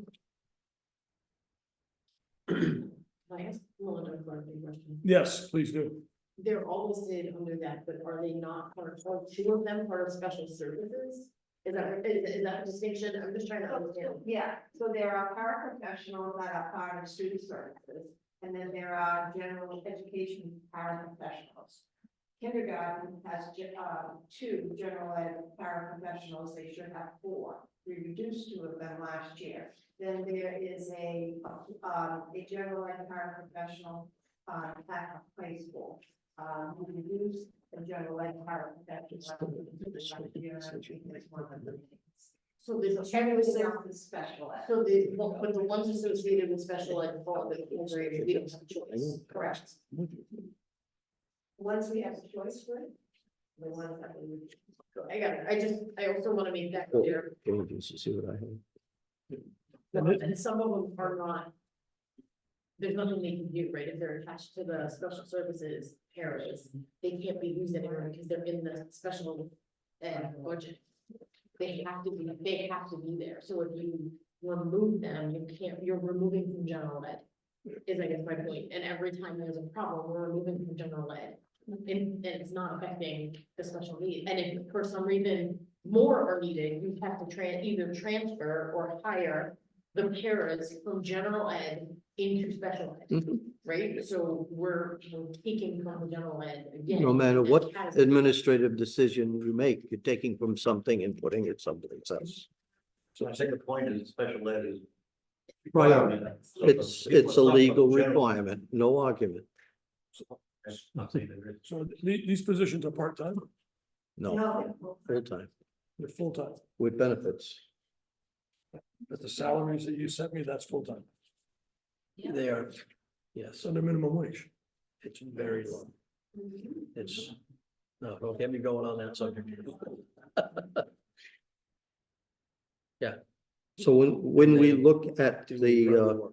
excuse me, when we look at the number that you were looking at there. 326, I think you quoted. That's salary. Yes, That's not including fringe benefits.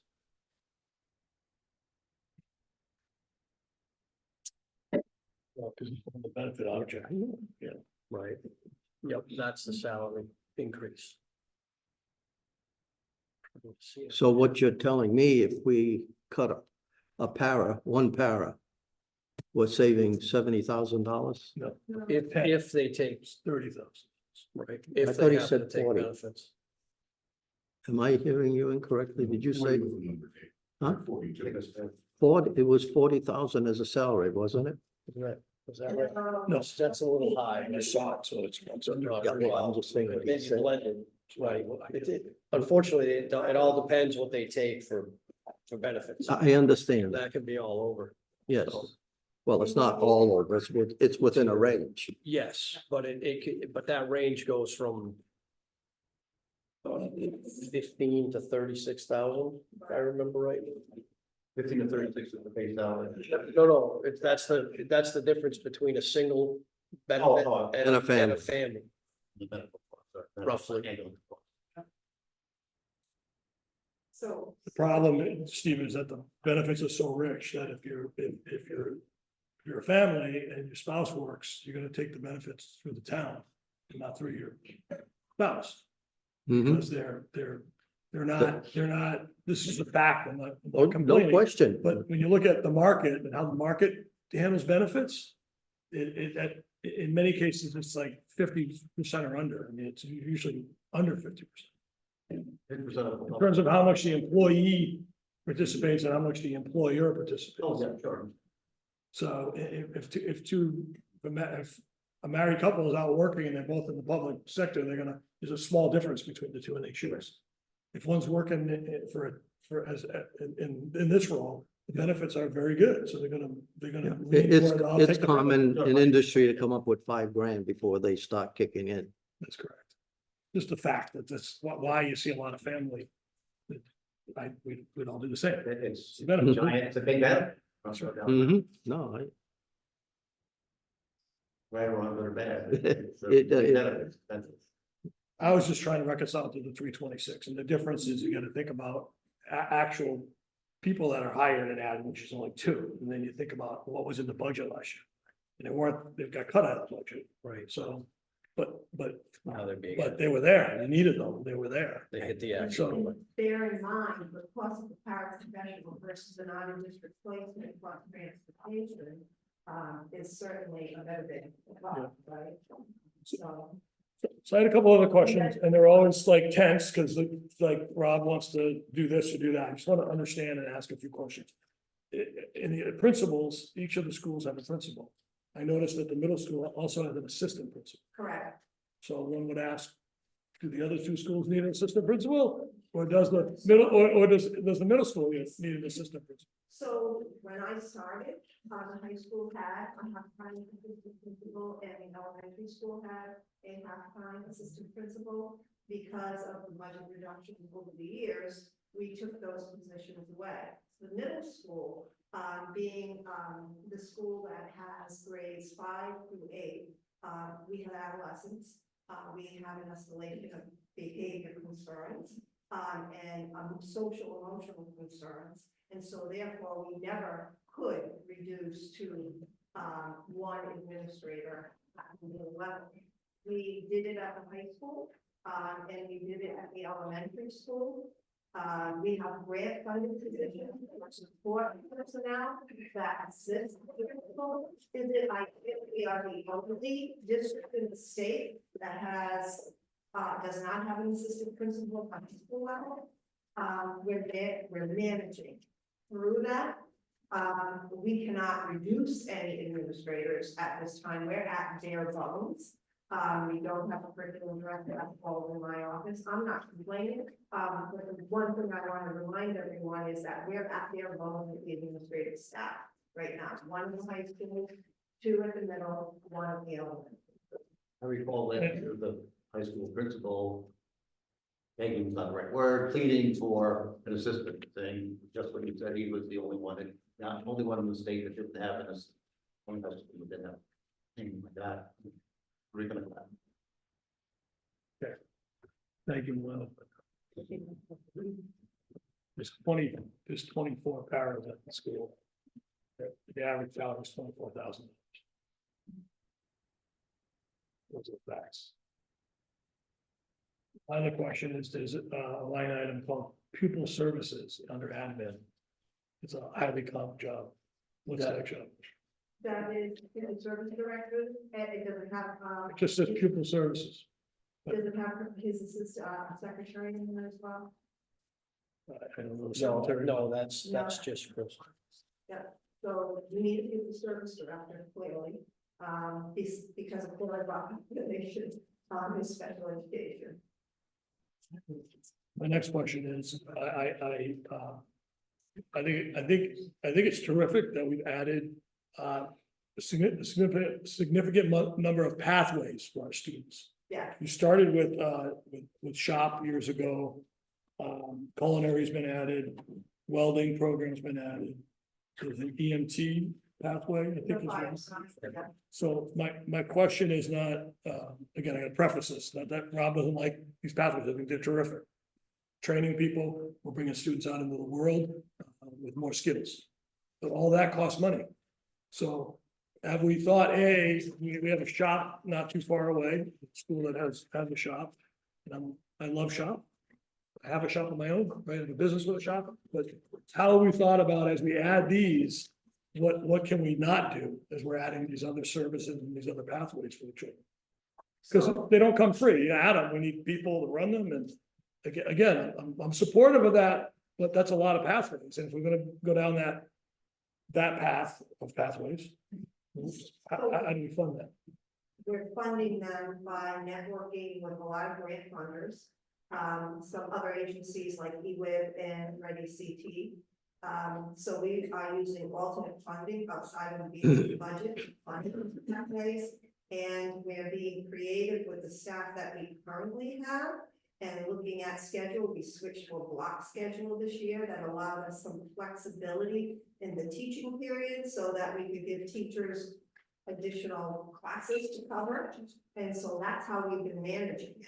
But really, culinary is there primarily due to grant funding. And then I reduced a position to get a culinary teacher.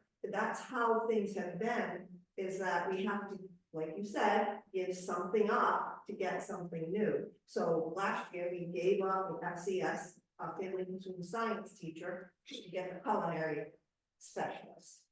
It's give and take with these pathways. The CNA pathway, we were lucky to get grant funding from EWID, so that wasn't an impact on the BOE budget. We keep looking for those alternative funding sources to keep these pathways going. And some of them is creative scheduling within the block. Thank you. And my last question is, around, secretaries and administrative support. What are your thoughts or comments on, new and improved tools that do that? I mean, again, the world outside, I can't speak to academia, but I can speak to the outside world. And that's a role that has been, that people use a lot of software and other tools. I'm not saying it's zero, but it's a role that's been reduced over the years in the public sector. So just asking for what's your comments around that, given it's a pretty significant part of the budget. Rob, So- you mean assistants and those Yeah. kinds of stuff? Yeah. So when I first started, there were two secretaries at the middle school. I reduced that to 1.5, and last year due to budget reductions, we reduced that down to 1. So in each office, except for the elementary school has 2 administrative assistants. The high school has a guidance secretary, and it has a general school secretary. Middle school has 1, special ed has 1. And that's it. I mean, as far as administrative staff outside of my executive assistant.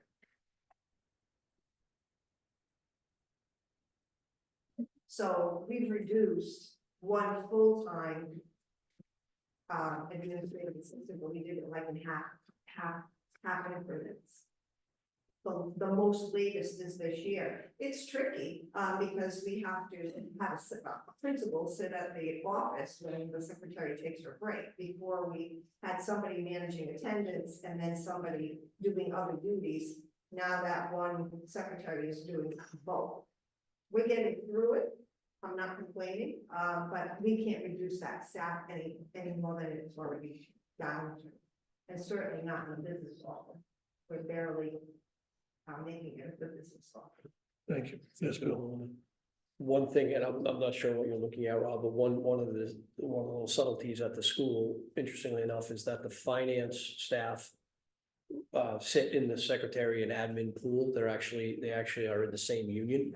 So that may, I can't see what you're looking at, but that if you're counting heads, Business There's office, probably- business office secretary. would be- that's actually your AP person and your payroll person. Yeah. They're Again, not- these are observations. Yeah. That can, people Yeah, are those are comfortable, actually people are accounting uncomfortable with the questions, but I just want to understand. We have some, there are other instances that are odd with some of the, like the nurses, for example, are in with the cafeteria folks, I think, in their union, so Here in Paris, yeah. the parents. and the I caf. just want to understand it. It's eight people. It's a little over $500,000. So I just want to understand. 2 of those are accountants, really. Thank you.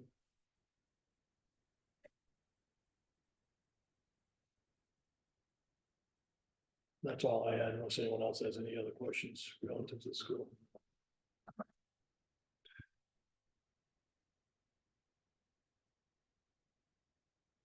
Any other questions for the school? We think we're good. No one's made a motion or suggesting that we're done. If you're asking me personally, I think that, I think we're upwards of 2.6 to 10%. Doing quick math, we're probably 8%. Sitting on an 8% increase, we're asking the taxpayer. 856. 856. I know, I don't. I'm sorry. No, I don't. You asked me if you think we're done. Yeah, that's. I think we're not. Do I want to be done? Absolutely. I want Of it to be course. done way longer before we got to 8.5%. But again, I'm thinking about when we go to referendum and what's happened over the last few years, if that's gonna pass, I don't think it's gonna pass. That referendum has been going on for 50 years, quite honestly. I mean, when I was first selected, I've been on every side of this. I've been on the Board of Selectmen, I've had Dave Yellen in the Board of Selectmen, I've been on for a number of years. I've lived with the chairman of the Board of Education for 12 years. So I've been every gambit in this town for possibly have. All right, and I've been raked over the coals for a lot of different decision making. We cannot go out at 28.23, all right, but if we don't come down somewhat a little bit where there's a nip on each side. That's why I was wondering what 120,000 would be, and I think we'll go to like 2.07. You know, let's be straightforward and honest. We go out, and even if it's could be 1 3/4, there's a good chance it's gonna fail. In all honesty, and I'm being realistic, people have to understand that. So I'm thinking that if we take out 60 from the school, and as Dave said, it's up to their discretion where they want to get rid of it. All right, and we take 60 out of the highway somewhere, and I know Amy is an advocate, don't touch the paving. But when the referendum goes down, paving is gonna be the first thing I'm gonna go at, because unfortunately, you know, we're gonna services that even with the town have to be accounted for. Yeah. You know, so we're gonna be in trouble no matter what. So the thought I was just sitting here thinking, listening to your questions is, you know, if we take 60 out of paving and 60 out of school, it's 120,000. It comes down to like 2.07. You know what? I mean, because if it fails, now we're going to be down to the 1 1/4 or something like that. Yeah. And then the big hit's going to happen. So, Yeah. again, it's time to stick it, you know.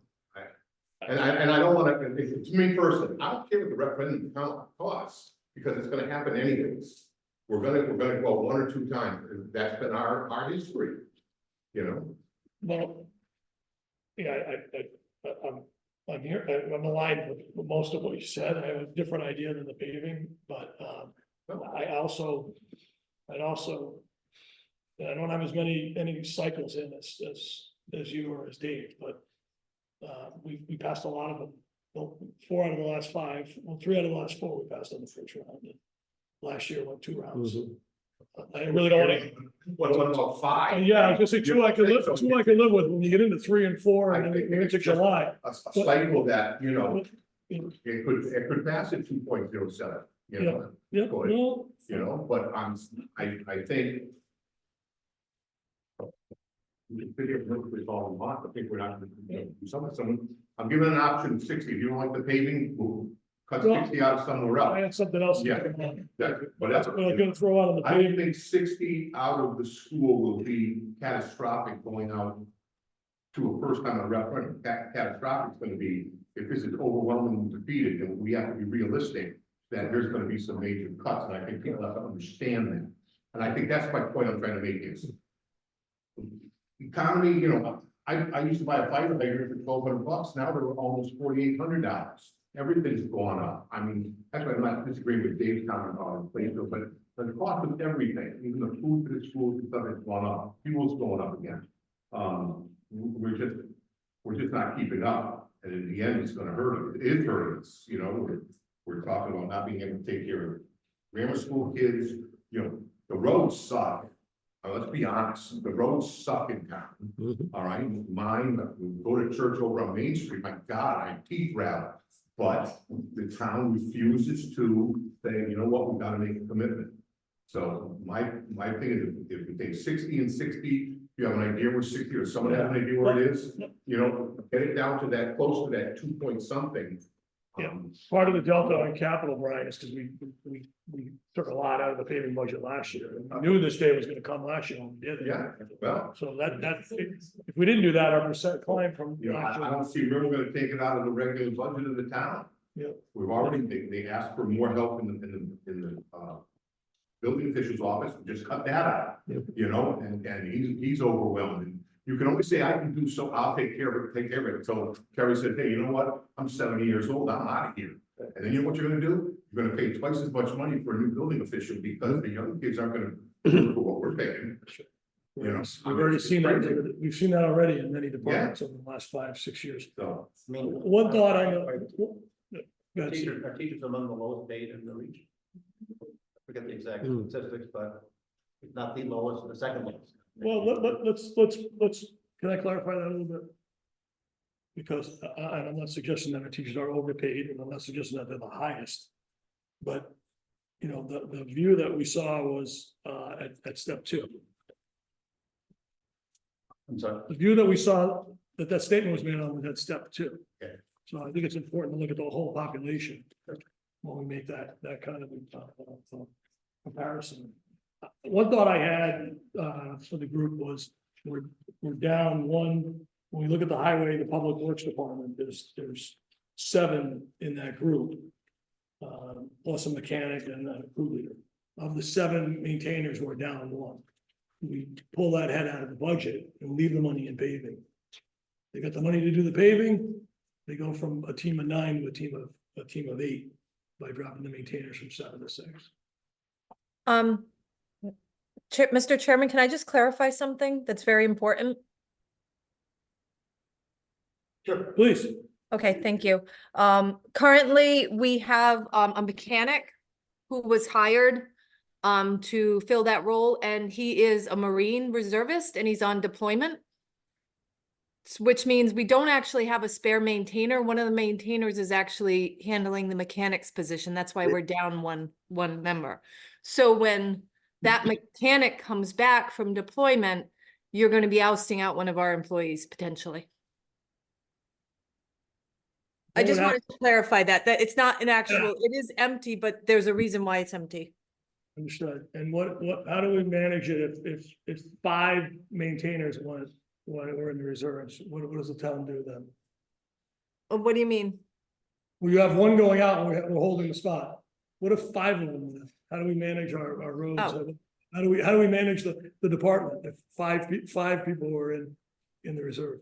And to your point, regardless of the reason, if they're operating with less than 9, why can't they operate with less than?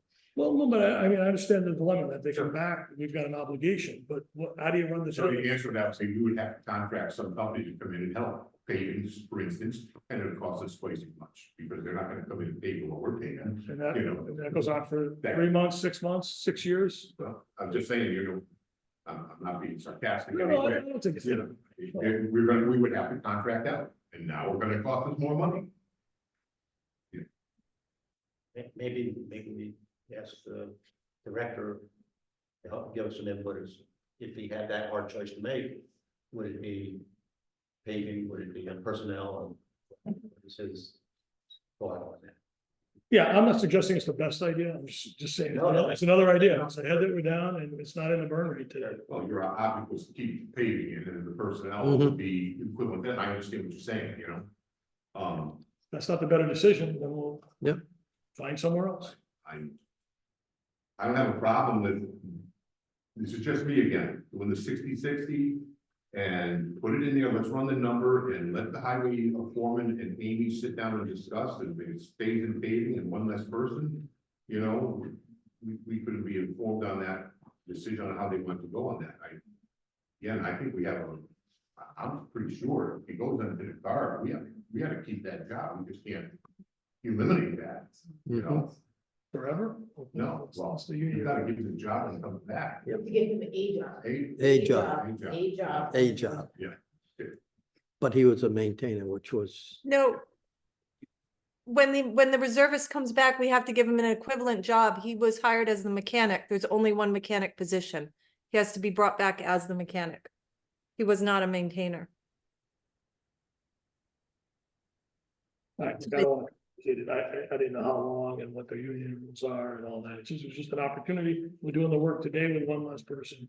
We tend to look at a lot of times at items and not at people, and I don't want to impact people's lives. And if he's coming back, serving the country, and he wants to come back and have his job, and that's the right thing to do. I think about what it is. Happy. Yes, hang on 1 second. We good? I'm sorry? I didn't know if we had any comments. Board members. Yes, Melinda. So. And I'm just gonna preface this by saying that, and I appreciate that the Board of Finance put the locker upgrade back in the budget. NIASC is coming for their full year visit, for their week-long visit in 2026. The only thing I could suggest, and I don't love it, but I would suggest is that you put that off a year, but that it would have to be in next year's budget for the lockers. I was gonna bring up the lockers as well. Thank you. Well, I was trying to get you those damn lockers that you. First call I'm making when I get home to my daughter. First of all, it's you, we're like party together. You know what? Well, listen, I'm saying, like Dave's absolutely right. They got 16, that's up to you where you want to get rid of. You want to get rid of the lockers, get rid of the lockers. You know, I mean, anything of the lockers. That's not her choice. 60 and 60. But you Yeah, can't say. oh, 120. Brian, It's the locker. it's not her decision. It's in capital. Okay. So one thought on the lockers I was gonna throw out was take the 55 out. Like we did with the lights, put 27.5 into transfer. So that next year we're not stuck with a $50,000 have to do. We kind of spread it over 2 years. That doesn't get us 60, it gets us almost 30. Mhm. And we still get the job done by the end of the year. We don't have to deal with the whole nugget next year. That's a good idea. You making the motion? Sure, I'll make the motion to take 50, what's the total number? 55,200. 55,200 out of capital for the paying of the lockers and to add 27,600. Let's do our math. Hold on, I don't get- Bill's got it. Bill's got it. It'd be 27.5 plus 100, Yeah, 27.6. 27.6. Put 27.6 into the transfer fund. I think Earmark for high earmark school for the high lockers. school lockers. That's the motion. Is there a second? Second. Rob, motion, Nikki, second. Any discussion? Okay. Dave, how do you? vote? Yes. Dave? Yeah, Yeah. Nikki, Brian? I'm voting no, even though, yes, I agree with it.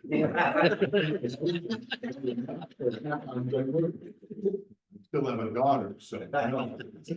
No matter how I No, go, I- Brian, no matter how I go, Brian's going down on this one. So I'll vote yes. It passes 4-1. Glad we can laugh a little bit. Yes. That was, yes, it was 4-1 with Brian. Brian. 4.49. Okay.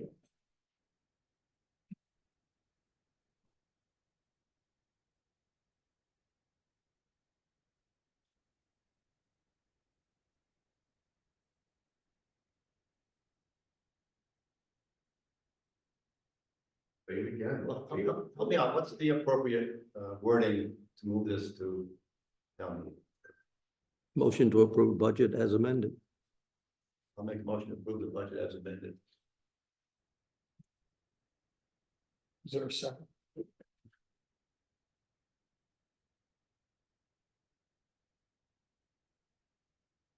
Second. Fails. I would just suggest again, to get down to that, the 2.19 optics. It's gonna come back and bite us, it's gonna bite us no matter what. But 2.0 something, the 60 out of paving, if Amy wants to talk to the highway, to see if there's a different area in that budget, then, that's fine with me, Amy, can you reach out to Joe? Okay, what? For the 60? The question is, would he prefer 60,000 out of paving? Or 60,000 elsewhere that he can manage? Snow removal. Drops. I'd be interested to get his feedback. All right, let me see if I can call him. How much Give me a minute. School budget? Huh? How much is in snow removal budget? We dropped. Snow removal. We cut We cut it. No, it's not, it's still not, yeah, that's right, we take 60 out of it, well, we can handle with a, we're gonna go over budget anyway. You know, so it might be just. What item is that? Number, So it's, Department 3206. that's pretty close. I'm almost there, just. I'm not there yet. Somewhere around 32, yes, 32. Started at 33. Hmm? I opened my book at 33. That was good deal. I can tell you've been using it.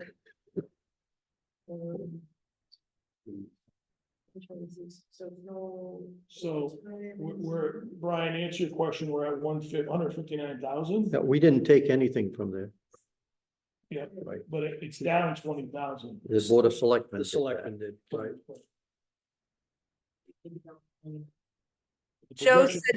Joe said to take it out of paving. It would be too difficult to manage the other lines that are already pretty tight. Thank you, Amy. You're welcome. What if we did 30 out of, 30 out of snow? I'll make the motion to take. He's not allowed to.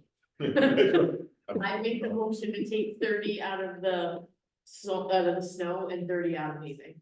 For a total of 60.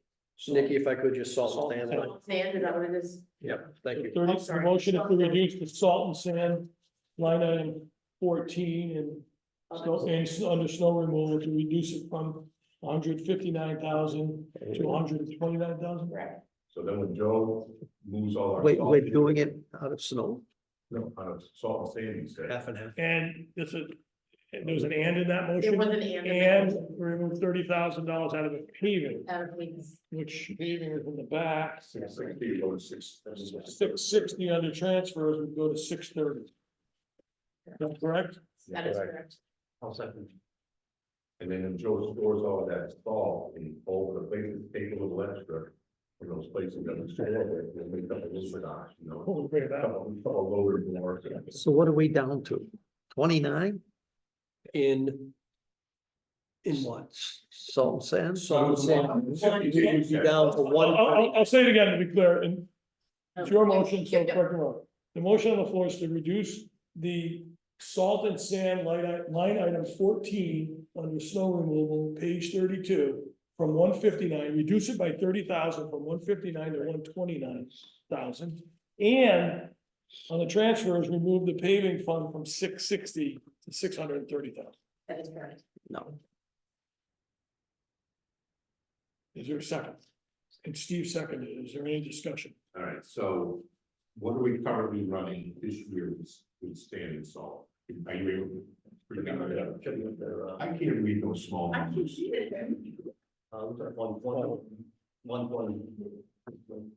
You know,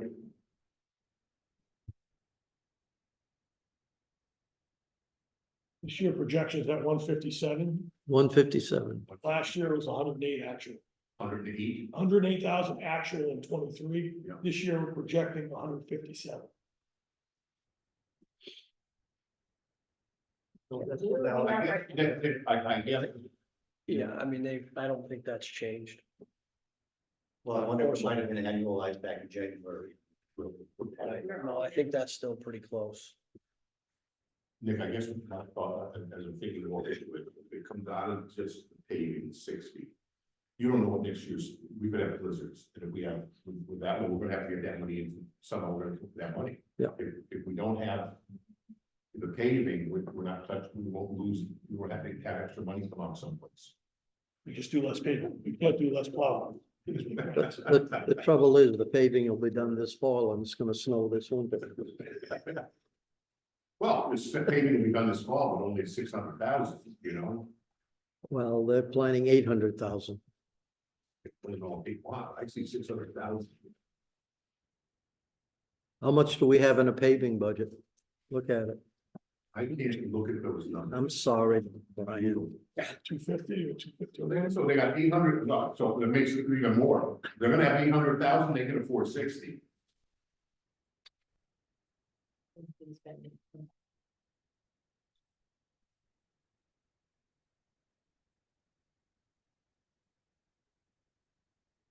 Okay, there's a motion and a second on the floor. Is there any other discussion? Brian, you bring up a good point. If it passes and we have a bad winter, we can't knock all the roads. If we reduce the paving, that's less paving that gets done.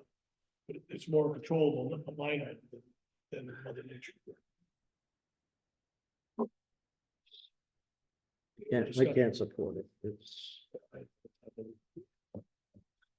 We need to vote. Yep, Brian, how do you vote? No. Nikki, Yes. Yes. Steve, yes? Dave, to take it out? No. To reduce. To reduce the snow plow. by Yes 30. means you reduce Say it. No. No means you won't reduce it. I say no. And I vote no, that fails 3-2. Yeah. Okay, I just want to make sure. No, it's okay.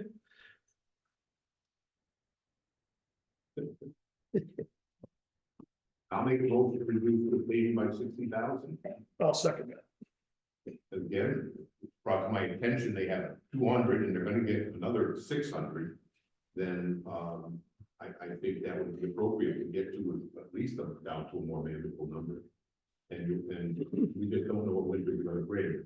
So, I don't know, I agree with you in the beginning, but when I woke up, I realized, we could just screw 3 ways to Sundays. We have a bad winter, so. Yeah.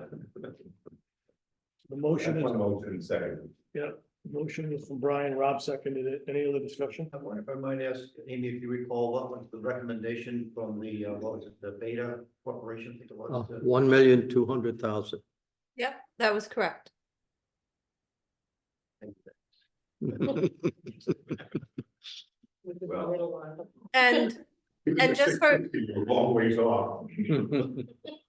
And also just so that the board remembers and the public remembers, if I can just state that one of the major road projects for this year was going to estimated to cost 800,000. And then some of the smaller projects that Joe had planned to do in-house was roughly 400,000. So he had estimated exactly that 1.2 to follow the recommendations of the engineering firm Beta Corp. There are other funds that supplement that particular budget. Yes, about roughly 400,000 from the state. And Correct. carry forward from prior year. Right. So it's really Yes. funded through this. And last year we gutted it heavily. Heavily. I'm not a big fan of dropping it. This is it's a nominal drop. It's nothing like last year. I still think we'll do The a lot of unfortunate it. thing, it's gonna be a severe drop if this is down in planning. I think the difference between a 2.0 something and a 2.1 something is for some stupid reason. Careful, that's gonna be. Where that regards. The numbers will tell us. The numbers will tell us. They'll describe. Any other discussion of motion on the floor to reduce 60,000 per I paving? don't like it, but I would vote. Any other discussion? Hearing none. Brian, how do you vote? Yes. Nikki, Yes. Steve? Yes. Dave? No, And Rob will vote yes, that'll pass 4-1.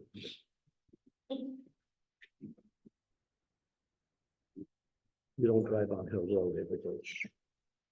Put out on the Davis Road, trust me. It's in the budget. My Yours teeth- is in my the- teeth yours chatter is- too. yours is in the budget. They skimmed it. Where do we stand now, please? 2.11. 11, 8.8%. Oh, because we did. After all these rains, I had a problem with it had to be 8 inches deep. $85,000 to get to 2.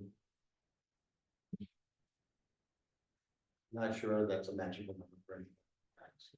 Just be first years, like. No, it's not my magic, it's not my magical number. When I get an opinion, one way, other not.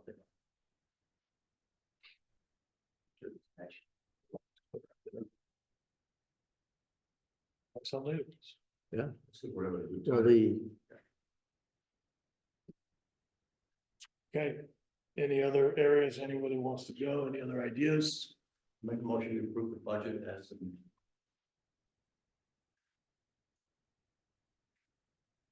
Motion on the floor to approve the budget as amended, is there a second to that? I'll second it for discussion.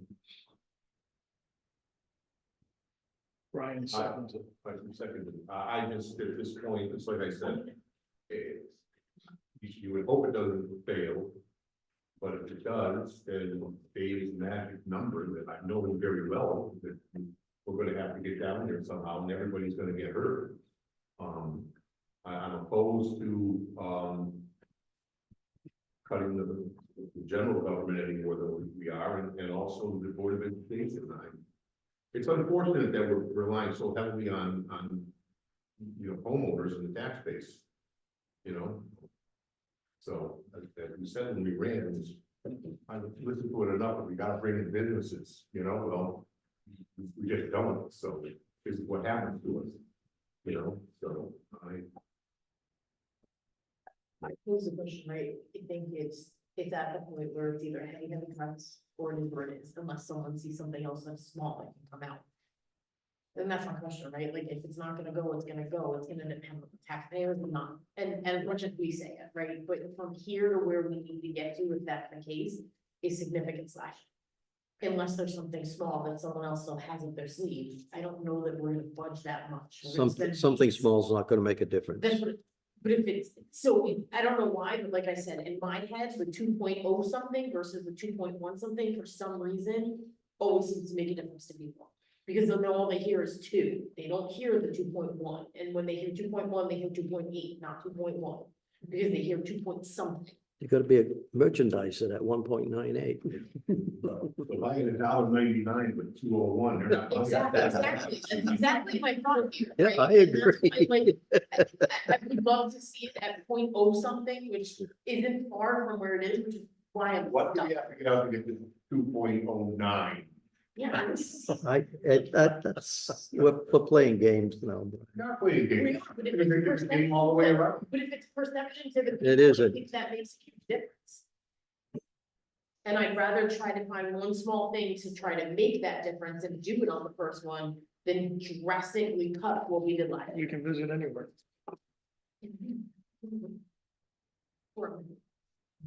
It's the risk of going in too high on this route is that it fails miserably and then the big cuts.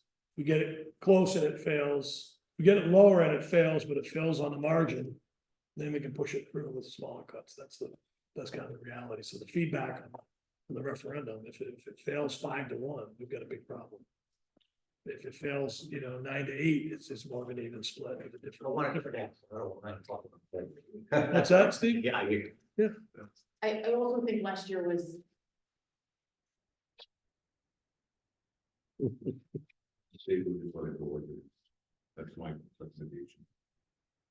I know what you're saying, Nick, but you know what, it didn't. Be realistic. I'm concerned that I don't think it's gonna pass. I think we're gonna be here right back. You could down to one, let's say 175, it probably still isn't gonna pass. That'd be realistic, I've been in this town a long time. That's So, possible. Rob, that's why I'm saying, okay, well, what if it passes? Okay, but if it doesn't, then we're talking Dave numbers. Because we won't have a choice. So even get to 175, one, whatever. I mean, I don't know if they pass it on 7.5, to be honest with you, I don't know. Not like at 2.1, it definitely won, at 1.75 might that. That's still a large climb, 175, Yeah, it's a big. 6.7%, 6%, 8%. People are looking for 4%. Bunch of folks who are gonna go. I don't think it's gonna make a difference between what we have right now and Mickey Mousing 10 here, 20 here, 30 there. I mean, if you want to talk numbers, you gotta talk hundreds of thousands. And that's kind of my point, that if it fails and we come back, we're not finding 50, 80, 90 here and there, it's gonna be hundreds of thousands. Yeah. It's gonna be hundreds of thousands to get down to like 4%. We need to find another $400,000. That's what That's the math. yeah, my that's the point math. is, what I you hear say you. is, okay, and that's what we gotta do. You last year, went down, we had years it's going down, we make the cut. If it goes down, then everybody in this room knows that big major cuts are gonna come on the town, on the school. So. I'm not sure 400,000 would pass on this first vote.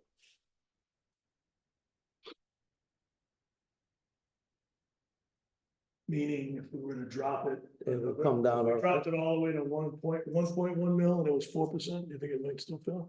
1.1 mil, yeah, but that's not 400,000. I apologize, Dave, I didn't hear what you said.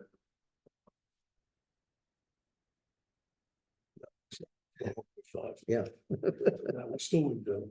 on the first vote, no. Okay. If we went back with that on the second vote, we'd probably have a chance. That's pretty sound logic. It's hard for us to hear what you said. But Dave was just saying that if we were to go in at, if we dropped to 400,000, which nobody has 400,000 that we're talking about. But if we did, it would drop it another 0.5 mil, it would be at 1.6. Still wouldn't work. And it probably still wouldn't pass. So where do you want the starting point to be when we're back in the room? Because That's what we're, People just gonna vote no because they're gonna vote no. that's what Dave's saying. So Well, and I think they've also asked to let them decide, right? Yeah. The Board of Ed has taken their swag at it. The Board of Selectmen took theirs. Bill's done a great job balancing people standing in their offices. At some point, the town's gotta take ownership for their own beings too. I think no matter where you start, it's on them. it's a chance, it may pass. I think that's my point, is that it may pass. If it does, God bless, we've made a little progress in towns. But I think if it doesn't, then I think the town knows it's gonna go down by hundreds of thousands. Mhm. And I think that's why I'm saying, that's why I'm willing to know deep down, this is not, the No, I chances understand. are slim, but at least we're giving it a chance. Yeah. And I'd rather take a chance and then when we're told what we've got to be done by the vote, it's easier to swallow if we sit here and say, we're cutting X, Y, and Z because it's the way it is. I think that, well, I also, just to build on that, I think, the way Dave framed it up, if we could find a few $100,000 at 400,000, and we felt like our probability of passing was like way up, we sit here and do it. But that's not gonna do it. It's still gonna be 6%, 6.5% increase. The nayers to 8% are gonna be a nayer at 6.5. yeah, I don't think this town looks at percentages. They look at the number. They look at what is my mill rate? Is it 1.5? Is it 1.25? They have no concept. I think most people don't look at it and say, okay, it's went up 6%. They just say, what's my mill rate going up? And they look at that. Mhm. No, No, they don't look at the percent, they look at the dollars. That's right. Yeah, absolutely.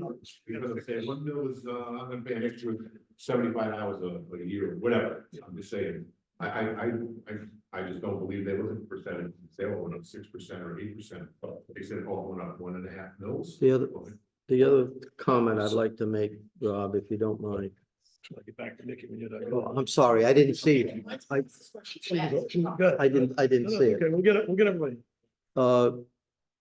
You have to consider that next year, the October 1 grand list is gonna kill people.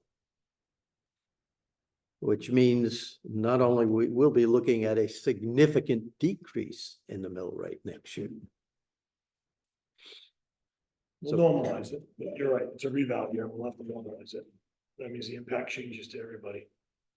You got a question? My question was on process. So all the things that we've been doing, right, Amy's been coming back, Bill's been coming back, Bill's gonna make a recommendation tonight. When you do those heavy cuts, do they get the ability to come up with another recommendation, or is it strictly just based off the original recommendation sent to us? There's always the opportunity to ask the leadership in the town, there's always the opportunity to ask the school leader and school board, but. But last year, Amy came back with about a $600,000 cut, much of which was in paving. And the board didn't approve it totally, but I would say that the board approved the vast majority of her suggestions. Which we had carryover from the prior year, and we mortgaged our future, is what we did. That's why we have a problem this year. It's exactly why we have a problem this year, because that cuts saving. But it was the right thing to do at the time to get, we couldn't get the budget through. There's still a motion for discussion. Any other discussion? Any other discussion? Mr. Chair, can I just Yes. say one thing since it was brought up about the cuts last year? I will say that should the budget fail, there is only one place to take from this budget. And I hate to see that happen. Whatever you decide to do as a board tonight, I just vow to promote passing this budget in any way, shape, or form, because our infrastructure will suffer greatly if we don't pass this budget. So, and I thank you guys all for your work tonight. You're doing a great job. I'm glad you said that, Amy. I would also hope that, the voices in this room, the passionate voices in this room, use those voices outside of this room, because there's only 5 votes sitting here. We may be voting on sending this to referendum, but we only get 1 vote in the booth on vote day. So I hope that everyone takes your lead there, Amy, and talks to as many people that you know and care about. Bill. I realize you have a motion on the Yeah, floor. it's okay, we're having a but discussion There's about been a reminder that motion has to include the number that is being sent to referendum, and I'm embarrassed to say that I can't remember which number, if it was the total expenses or the total tax warrant. But I want to make sure that the motion is right. I got too many numbers bouncing around in my head. I think it's the total amount. The 31, Total amount, 325? 31,325. Okay, Thank you. I couldn't remember which. Yeah. No, Steve made the motion. I Yeah. second. I just said as amended. And then the tax warrant and the middle rate. I don't think the mill rate goes to, Okay. I'm So not Paul- sure. You have to check with them. Public notice on, I need to modify. Well, I don't know if the motion is the same as the public notice. yeah. So you could modify it, maybe do the total, do the taxation and do the mill rate, then we're like, I do all 3. All right, tell me if I missed something. Make a motion to approve the budget as presented with an expense amount of $31,325,114 and amount to be raised by taxation of $21,478,750. 21,733, Yeah. 750. Mhm. No, and then the total tax, I was going down the lines there. Oh, Total okay. tax warrant, 21,733,750. Right. Yeah. Putting in all the numbers. Thanks. Just a process check. Did I miss number? No, but there was a motion and a second on the floor, I think that needs to be rescinded. Oh, I'm sorry, yes. I don't wanna be technical Yeah, here, I'm not getting started. So but who had the motion? I'll withdraw my initial. You withdraw your motion, your initial motion?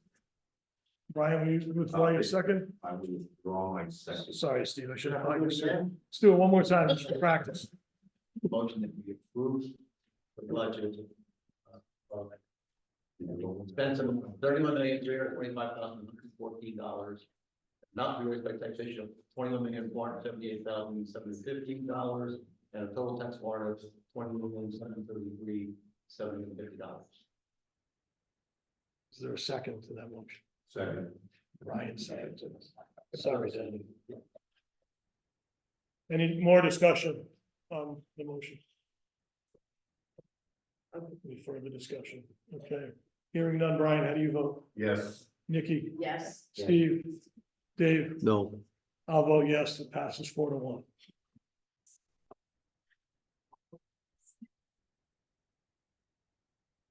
make a motion, we adjourn. We have Oh, to do I'm citizen sorry. comments. We I'm have to do- sorry, I'm sorry.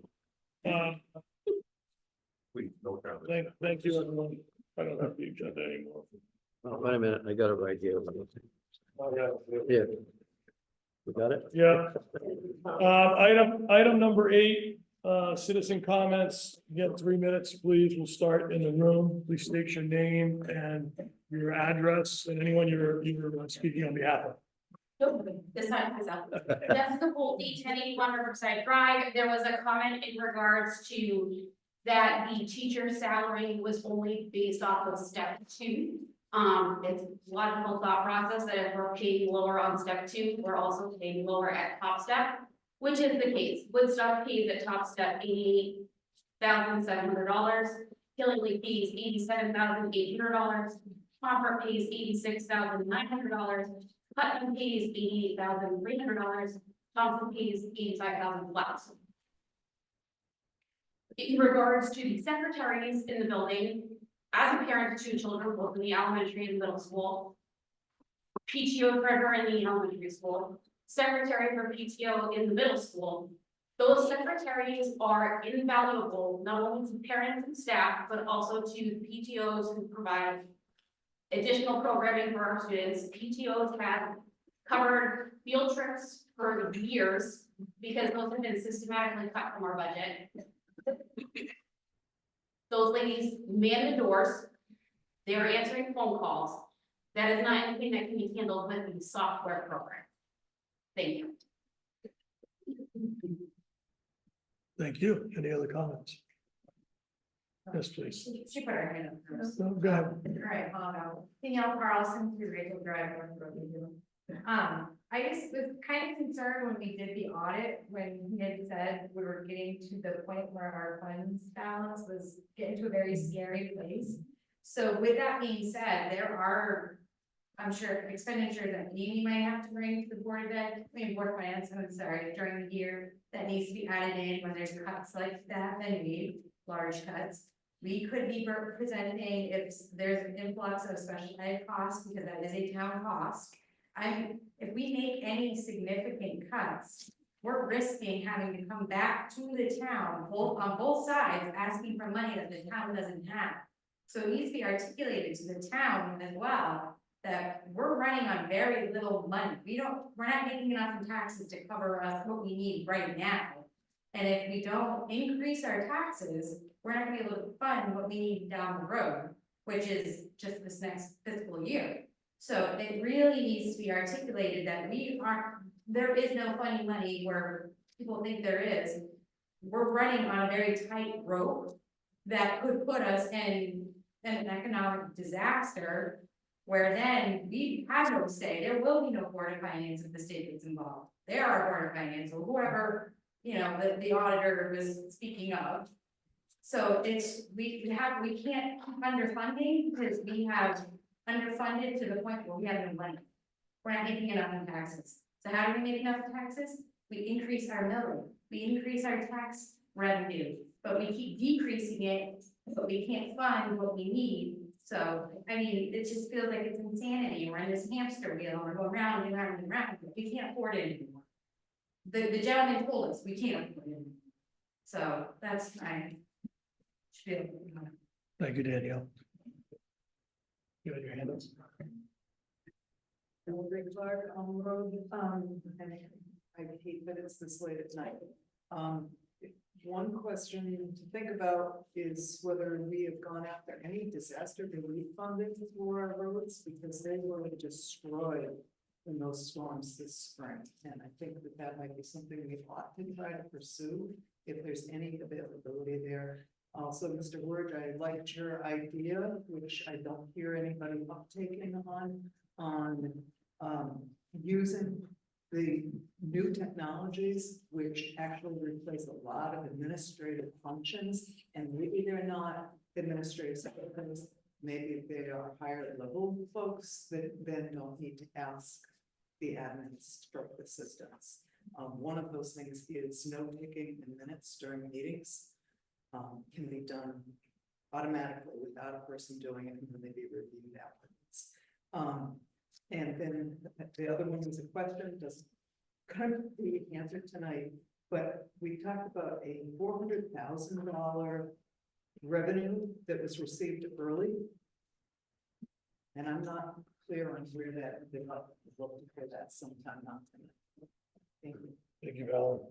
Any other citizen comments in the room?